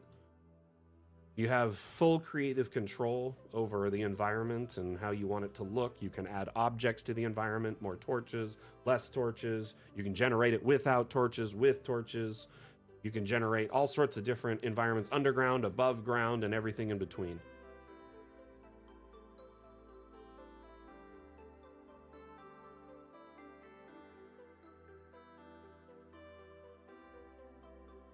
To a degree, BWK, hidden areas are kind of a combination of how you design your map, and then we have some things like secret walls and doors that you can add. It's like a bookcase and stuff. But your maps, when you use Dungeon Alchemist to make maps, if you decide you want to play in them like D&D or Pathfinder, which is usually what people do with them as they play tabletop games, they usually export it to like a virtual tabletop like Roll20 or Foundry, Fantasy Grounds, stuff like that. And those tools offer ways to block sight or have secret doors and like interactive methods. So you make the map as an image, and then you add interactivity through like, kind of secret hidden layering through the virtual tabletop. But anyway, like I've made maps that I have secret areas and I just say narratively where, like, I know they're there personally because I made the map. Here, let me show you something. Like this map here, this Prospector's Mine, I made this ages ago.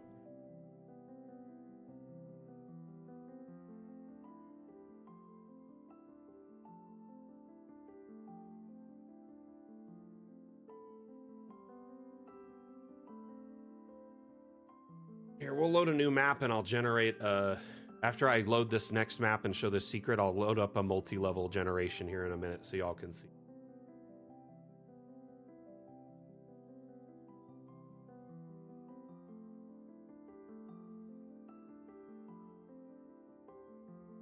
Again.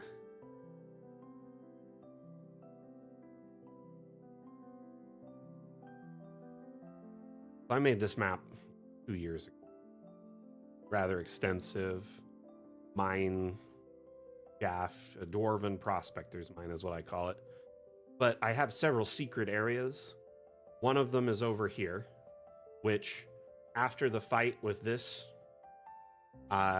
during the fight, it kind of breaks some rocks here. And if they get a high enough passive perception or an investigation or perception check after the fight, they'll detect air or hear air passing through this like area, and they can find a way in potentially. And it's like a secret burial chamber, right? Of a king long gone, like a bygone king. Back here is another chamber, right? These are sealed here in the map, which blocks them off in a virtual tabletop, but I know they're there, so if a player gets a high enough check or was looking for things actively, might find this. You know what I mean? And so I would just thematically move them there. Now I have another one that's hidden, but it's more like dangerous. They have to get across all of this lava pools and then sneak or jump across this area and then find this, you know, burial. Yeah, I put a lot of love into my maps. Like, I'm not joking when I say I probably put like 100 hours into this one. I love putting detail and time into my maps, and this map is actually a remaster of an older map, one of the first maps I ever made before I was even the community manager for Dungeon Alchemist. But I put a lot of passion and detail into my maps. That the tools that we generate, you know, maps with, they're great, but they don't add this level of detail. But I like to show that it's possible. You know what I mean? With enough time, passion, practice, you can make insanely detailed maps, or you can just rely on the you know, the generation tools, and they're great too. They save you a tremendous amount of time. Yeah, the piping here was cool. It's so much easier to do piping now than it used to be. Y'all want to see a cool pipe map? Oh my goodness.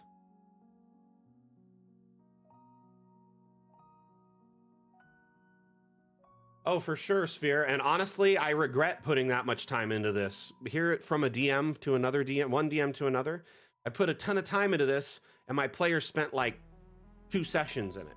So you could put all the time in the world into your production, right, for your gameplay, and your players may not find the area interesting or may blow right through it. So you do have to find that balance based on how your players act and play, right? But also, you know, how much time you can invest into a map or story arc or area. But that's the benefit too of our community sharing maps with each other. Is like, you know, you have this repository of over 10,000, 11,000 maps, almost 12,000 maps. So if all of us share, say, 2 maps as a community member, and there's over 34,000 people in our Discord, over time, this is going to get huge, and there's going to be so much available to everyone.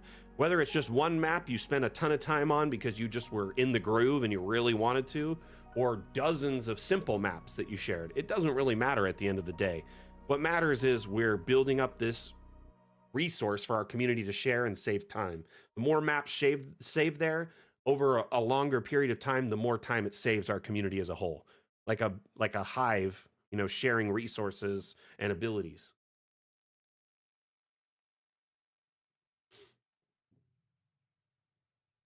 But this map is insane, and it was done using a new tool called the Modular Object tool.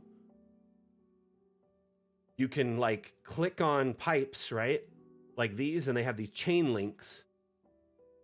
And you can go into the object menu, and it'll show this new tab. When you see these chain links, that means this tab is available. And you can add connection pieces to it. So you can either grab one out of this menu, right? And as long as snapping is on, i.e. collisions, it will automatically snap to that piece, right? You have like pipe connections ready to go. Or you can use the quick connections like this and just add pieces on very quickly.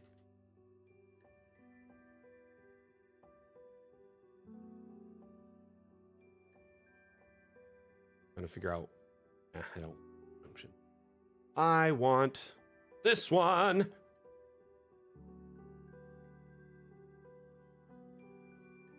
But you get the idea. You can extend out piping like crazy. This works for the big pipes, the small pipes. There's a new series of pipes called alchemical pipes that you can make like a centrifuge, like a brewery type thing, boiler room stuff. Crazy.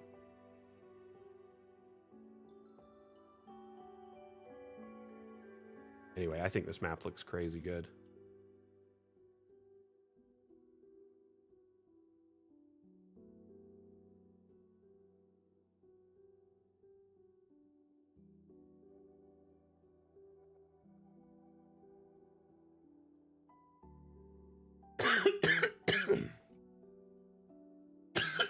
Excuse me.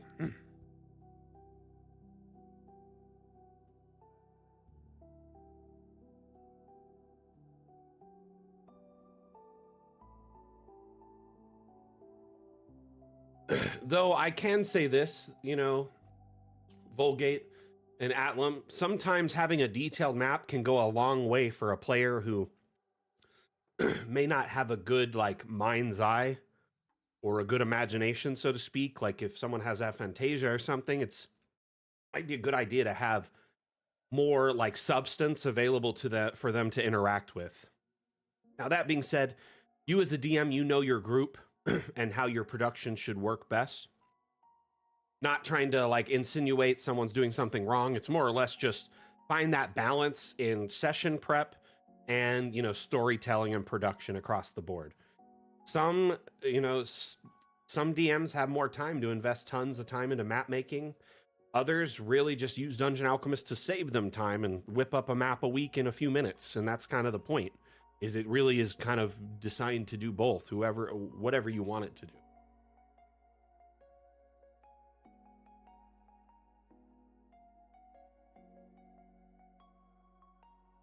Smart, Vulgate.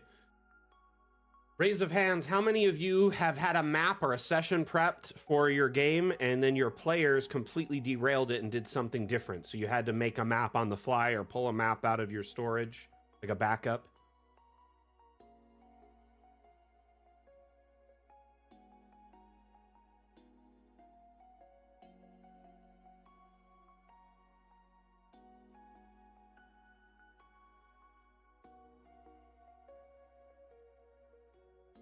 Goodness, this is so cool.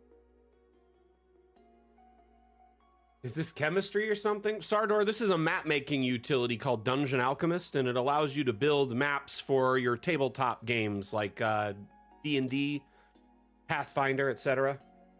We're just showcasing some of the neat maps and tools that'll be available in our next update. The alchemy kind of gives off that vibe though, huh? But it's dungeon alchemy. Dungeon alchemist, I should say.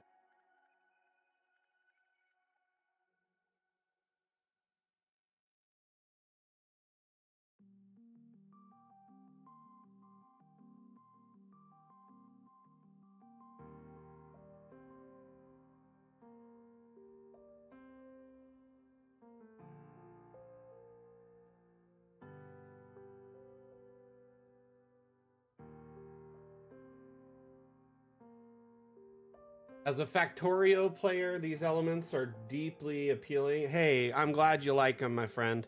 Honestly, I mean, a lot of these like metal things and the pipes were around, but they were really hard to connect before. Now they're better. And these new blaster furnaces are definitely a new part of it for sure.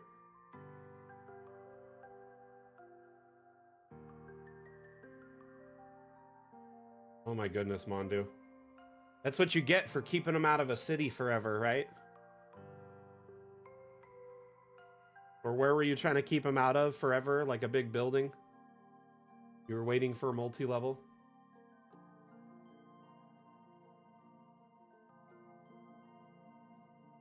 TikTok, thank you so much for the likes. Much appreciated. Y'all are amazing. Appreciate you so much.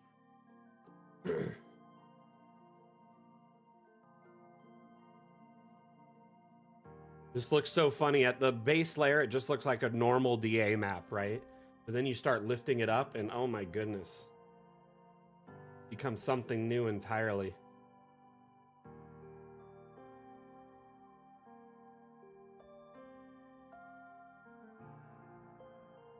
So the reason I asked if y'all have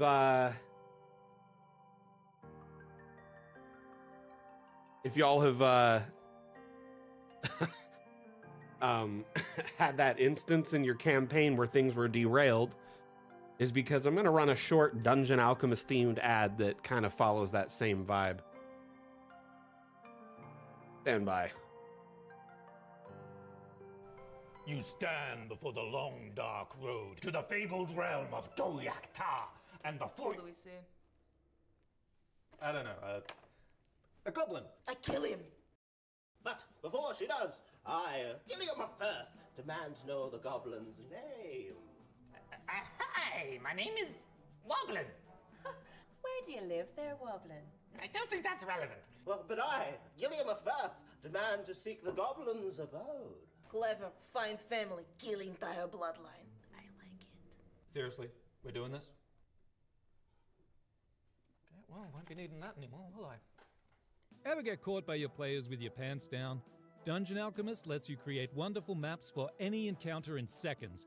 Oh, Woblin, that's a very impressive cheese collection you've got there. Yeah, it is quite impressive, yes. But you know what's more impressive? This map I have To the fabled realm of Goyak-Ta. Please take it and leave. Close the door behind you. Mr. Woblin, I cannot help but notice that you have a secret tunnel underneath your cabinet. Care to explain? Download Dungeon Alchemist, the AI-powered mapmaker, on Steam today. And we're back. Thank you for watching that short Dungeon Alchemist themed ad. I hope you enjoyed it. It was a pleasure to actually work with the One for All Deerstalker crew. They are absolutely hilarious and a pleasure to work with.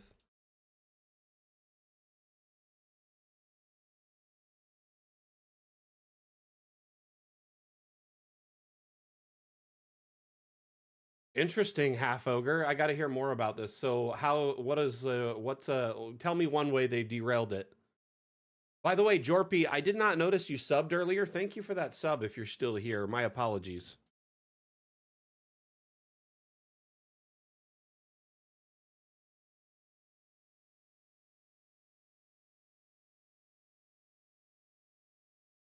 It was like 15 minutes ago. So, my bad. I need to put notifications on for subs and follows, but the problem is when you do that, this is my experience with it. There's always that one person who abuses it. And they've done things to kind of help with it, but it's easy for someone to abuse it with bots or by like following, unfollowing, and it just goes off and off and off and off. And I have sensory issues when like there's a lot of sound going on. I can't think or like process it all. So if there's music and a bunch of people talking and then a bunch of notifications going off all the same time, I'll be like, I can't focus. So I basically leave those notifications off to A, help my sanity, and B, prevent spam that gets annoying for the viewers.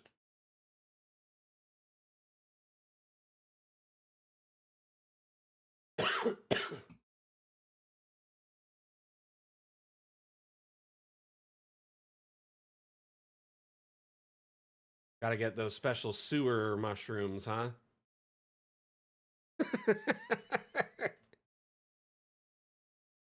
That's hilarious. Love it.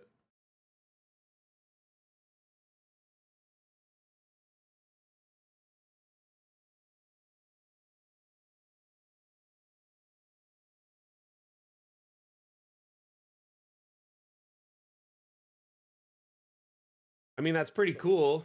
I mean, it like kind of speaks to Dungeon Alchemist's ability to a degree, like how much it can do for you, that your players are constantly trying to push the envelope, so to speak.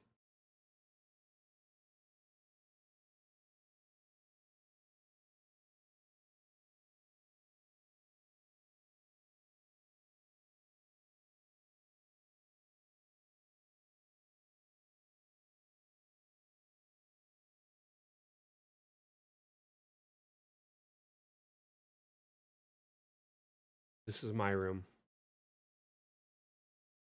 There's no theme for the next dam challenge. Currently, it's on break. On break until Saturday, until after the launch. The next theme will be fun with objects. Frankly, we pretty much always pick the theme to match the new update's name when it launches.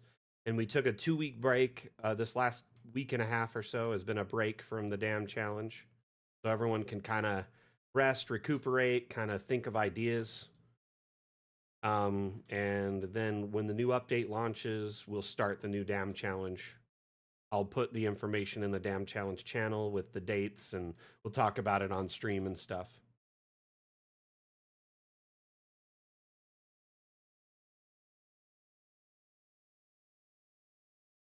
Kobold wizard cast polymorph, turning all the big monsters into small frogs.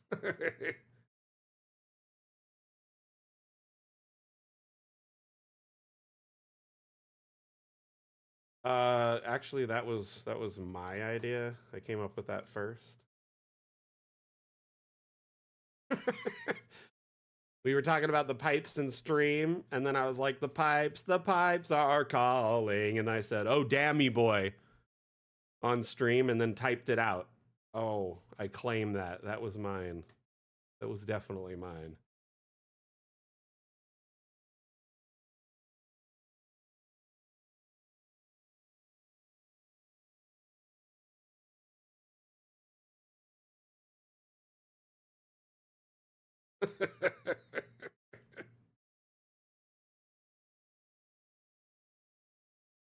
I love this.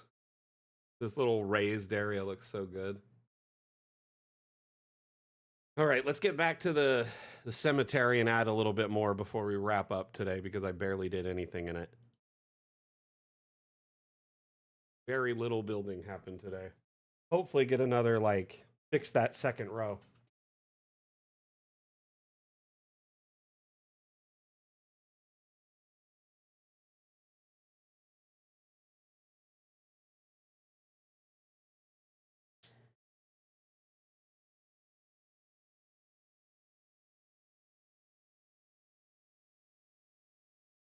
Hope y'all have an amazing Monday, by the way. Hope your week is rad fantabulistic. Have an amazing week, whether you're working, with family, enjoying your hobbies, traveling, whatever you're doing this week. I hope you have a safe and uneventful week. Never want it to be too eventful, because that's usually when things are bad, right? So please enjoy yourselves. Hope you have a good week. But also, remember, we host several streams throughout the week for your enjoyment, but also for you to be able to tune in when it's most convenient for you to be able to learn. Every Monday, every Wednesday, and every Saturday, 3 streams a week are available. Our next stream Wednesday is called Office Hours, and it's a stream exclusive to our Discord. If you're not a member of our Discord, I highly recommend you check it out. There's over 34,000 members.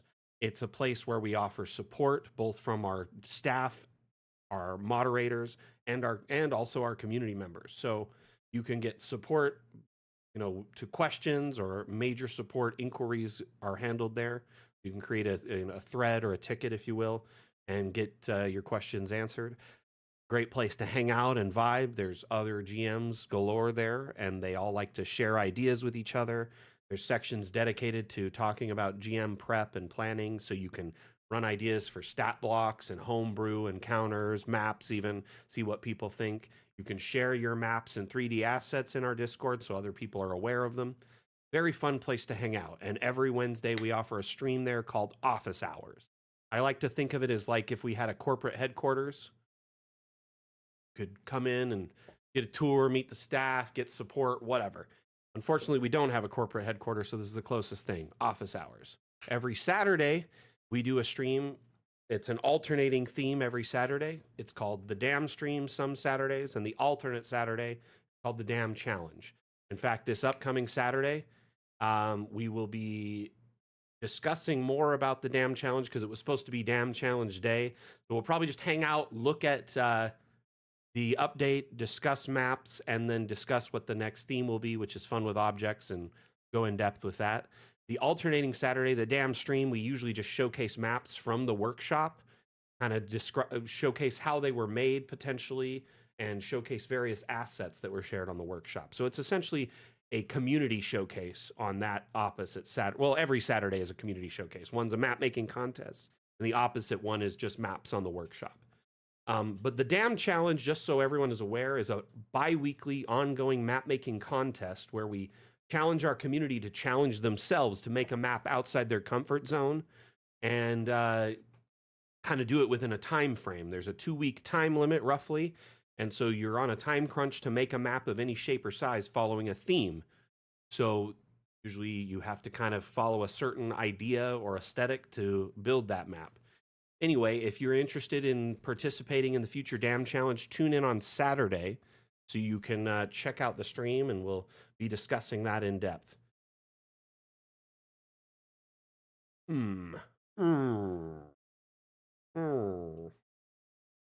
That does look a lot more straight. I'm going to just cram as many graves in as quick as possible.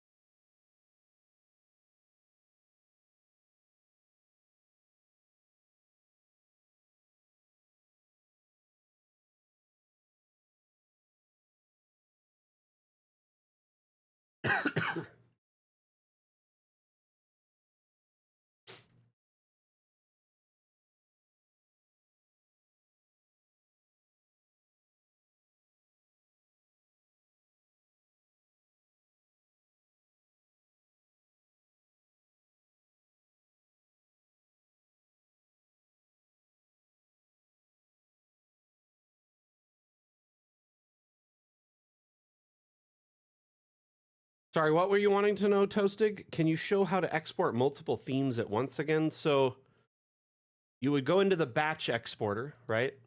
Which is just below the exporter setting, right?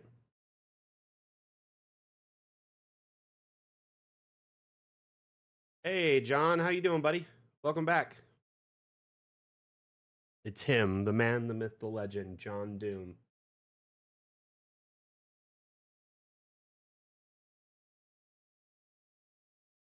So when you load up a map that you want to export multiple variations of, so let's say you wanted to add snow to a map and export a winter version of it, and you wanted a morning, noon, evening, and night version of the snow map, but then you also wanted a regular morning, evening, afternoon, night version of the map, or anything like that, right?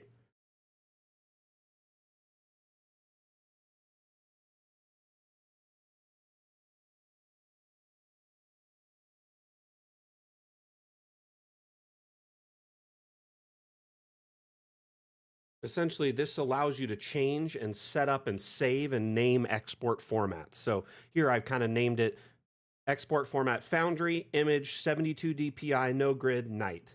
You can name it however you want, but each time I kind of use a similar naming convention so I know what it is just by looking at it. But if you look, it changes all of these settings. So checked night over here.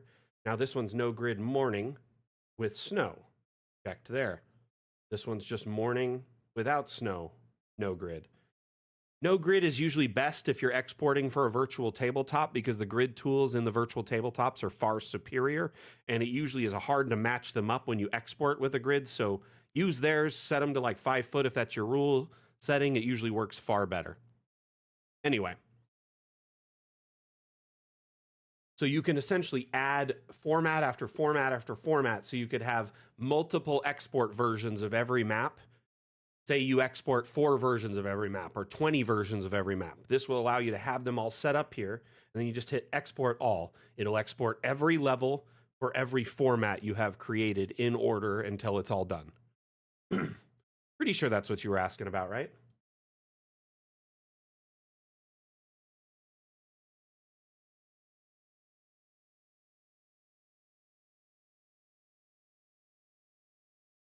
What do you mean, John? You mean it marks the object as something that can block sight? Is that what you're saying?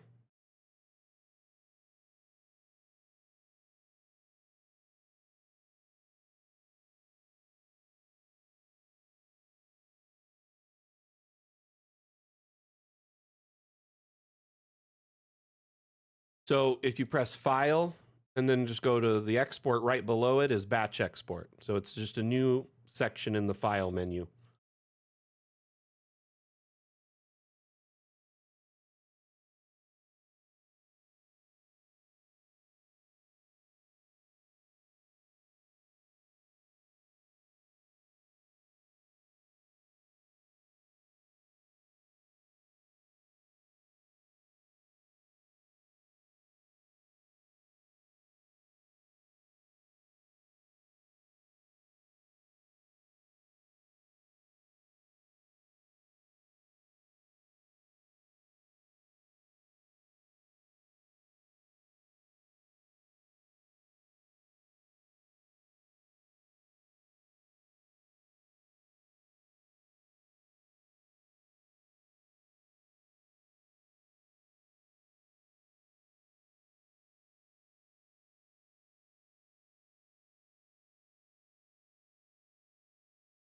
Really, the only objects that'll be sight blocking would be like freestanding walls for the most part, maybe some big rocks. We really won't be adding sight blocking to most objects because when you add sight blocking to everything, it's a fallacy. It's a pit that a lot of DMs fall into. They're like, I want to add light, LOS marking for every single tree, every single rock. But then when you do that, it's unrealistic in how it looks in the game because you really only see on one dimension, one plane, that flat top-down plane. When you start fractionalizing all the view with all these splinters that are like pizza bites, they start overlapping each other and making it impossible to see. I've seen one guy did it to a forest that only had like 40, 50 trees, and his players couldn't see beyond the edge of the path. He's like, why is it like this? I'm like, because you added line of sight markers on every tree, and your players see in multiple dimensions in the real world, or like multiple angles. They could see down and up and this angle, that angle, not just this little cone of vision. You know what I mean? So realistically, the more line of sight markers you start adding, it actually degrades the visibility that they can see.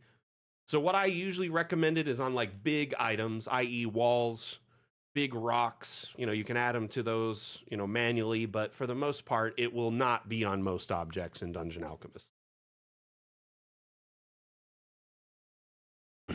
We do it for the walls, windows, doors, which saves you a ton of time. If you want it on other objects, you still have the option to do it manually, which it's a bummer, adds time, but that is more of a personal preference. You know what I mean?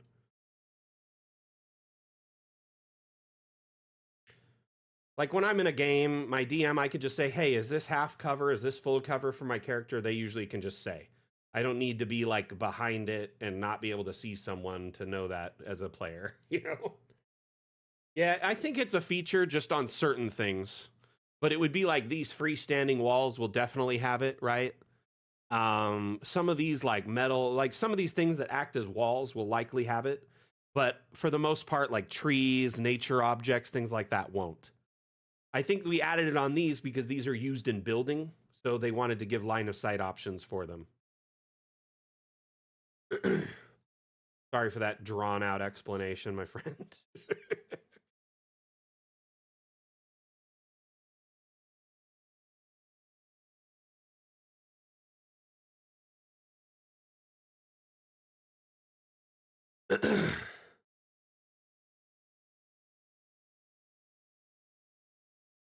Oh, before my last session, I made sure I learned a spell. So I learned water breathing for our group because it's a really nice spell to have, especially as a ritual, as a wizard, especially if you're on the water a lot or around the water.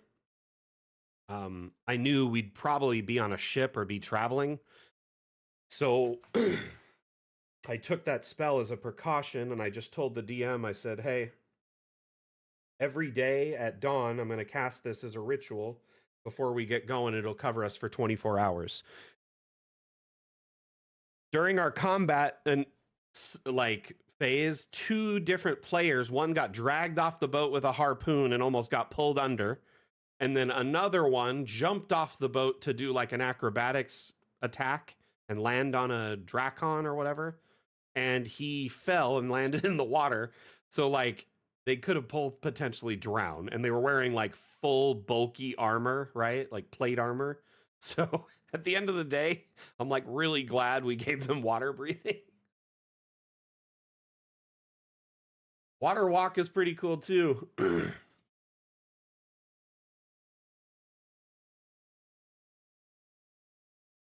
No, water walk's a good one, especially with quicksand for sure. I mean, it's kind of like the water walk is the feather fall equivalent of like water, right? Being able to walk over acid and lava and water and quicksand, anything really liquid is nice.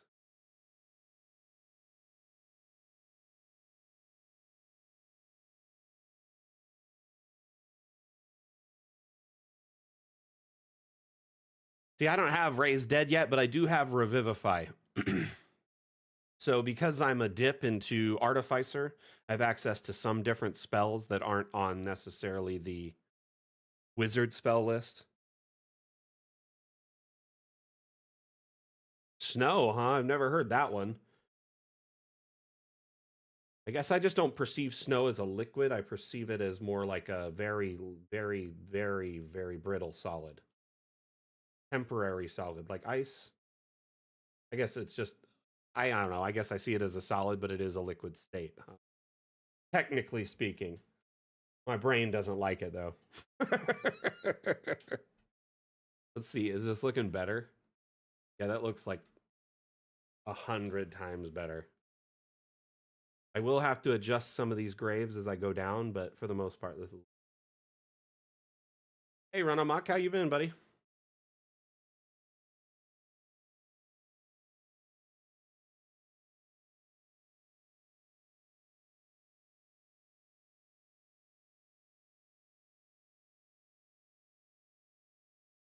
Yeah.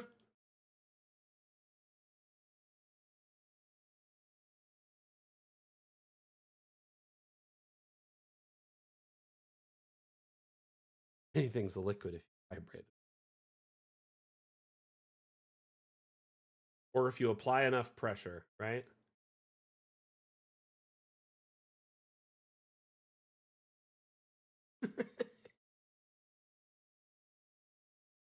Surviving? Well, I'm glad to hear it, my friend. Hope you had a good 4th of July. That goes for everyone. I hope you all had a decent holiday weekend for those that live in the U.S. and celebrate Independence Day. But my home, I get like such a crazy view of fireworks, so we just basically stay home and open the windows and get entertained. Oh!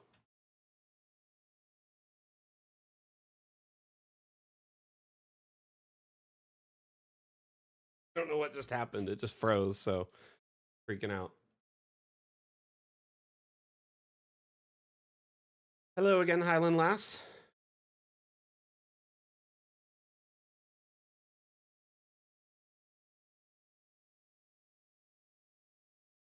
I love how every grave is different, subtly different. And if I want them to be even more different, I can like delete the stone or twist it just like a littlest bit.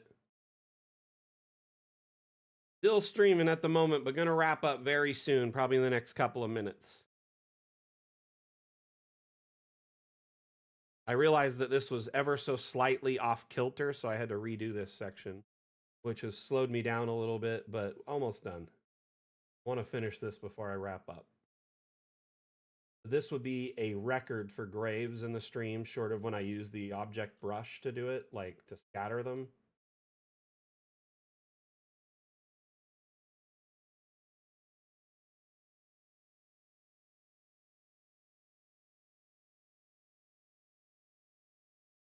Oh yeah, for sure. Flowers, coins. Right now they're really generic, like in gray. We definitely could use some different stone, like a light stone, a dark stone, different things like that. But look at all the headstones. They're all different. That's the important part. Even if it's the same symbol, it's a different headstone. I love it.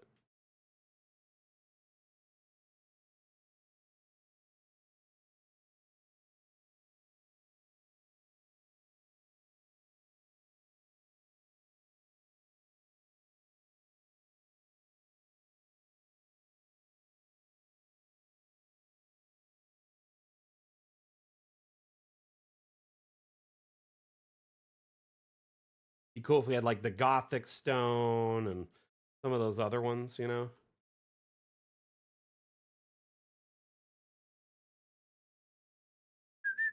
Oh my goodness, that is scary. That's the worst part about 4th of July is you could be doing nothing, like no fire at all, and still your house could catch on fire. It's scary. So many fireworks, and where I live, everybody gets illegal fireworks. They'll drive to the reservation just out of town called Mawapa. There's like a big, huge gas station, truck stop, fireworks stand, convenience store, open 24 hours a day, 365 days a year, and they sell the craziest fireworks. Everyone will go there, get them, and then take them back to wherever they live.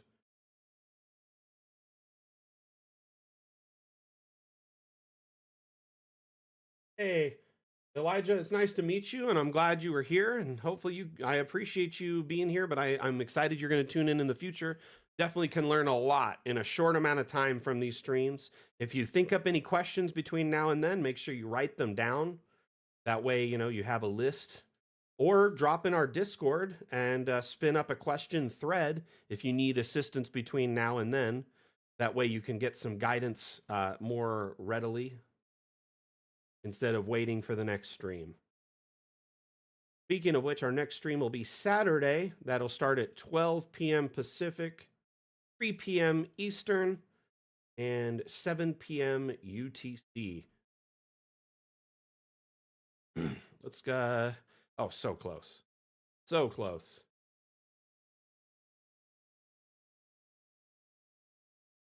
Tuck these in just later so I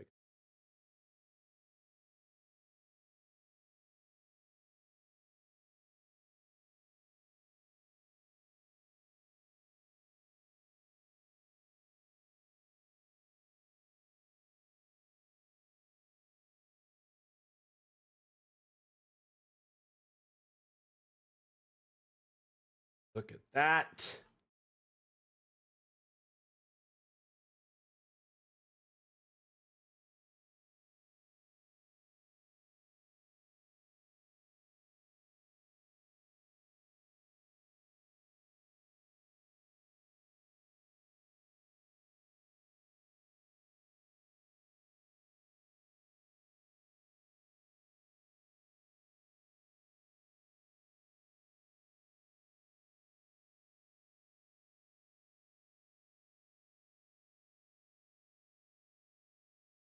Wow. Couldn't have asked for a better fit. That worked out really well. I really only had to overline one little bit. You can overlap the barring like that to kind of make it look like it's one.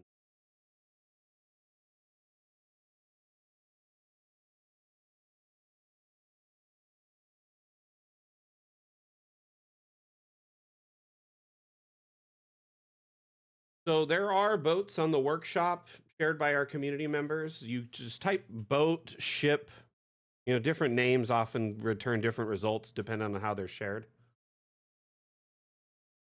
Boat hulls? Boat hulls, you mean? So if you type boat, you get a couple here, but if you type ship, right, tend to get a bunch more. Remember, it's all dependent on who labeled it and how they labeled it.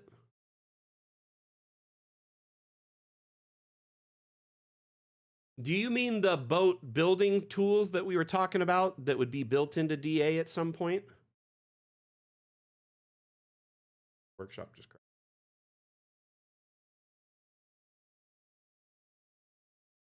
So the stuff that's built into DA won't be in the Fun with Objects update. It'll in the first one, it'll be in the second one.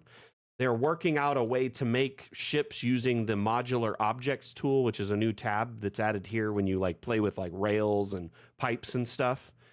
But they're working on it. They were kind of had a basic iteration that they were thinking of including in this update, but they didn't like where it was, so they wanted to wait to release that in the Fun with Objects Part 2 update. So you'll have like a primitive ship builder built into Dungeon Alchemist after the next update.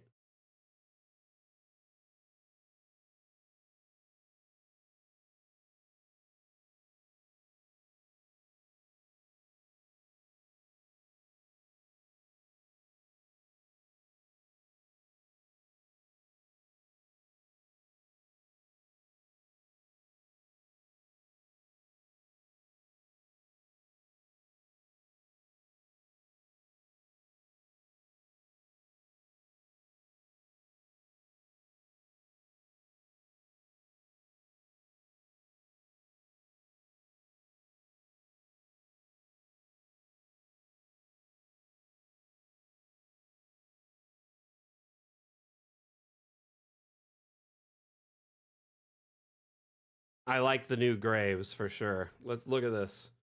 In one stream, I added all that, and most of it I was spent time hanging out, talking, like sharing teasers, offering tutorial guidance.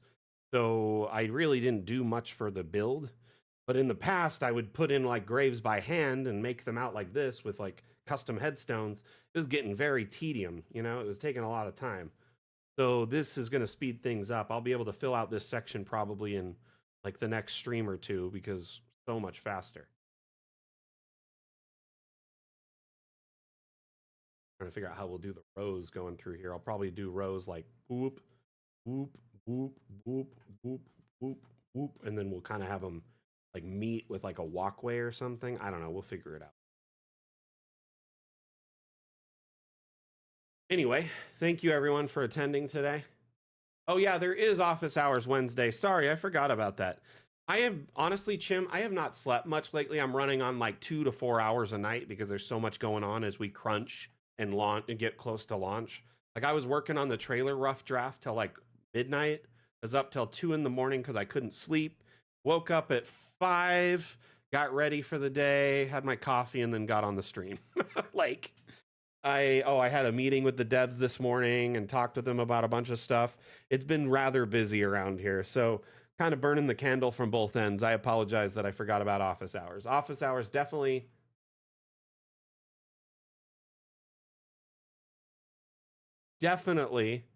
gonna happen on Wednesday. So my apologies.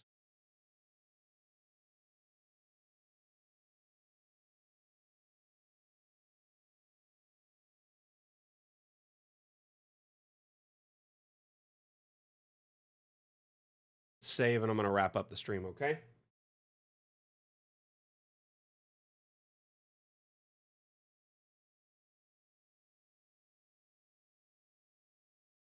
All right, everyone. Have an amazing day. Thank you so much for tuning in today. I had a lot of fun with today's Mapmaker Monday.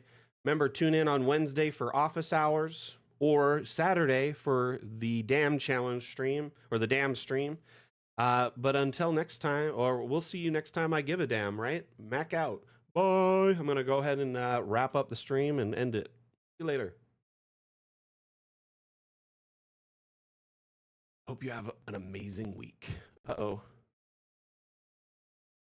No, what's going on? I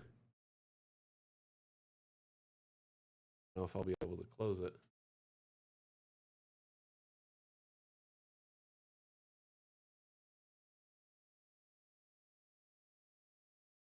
Well, my mouse is bugging out. Give me a minute.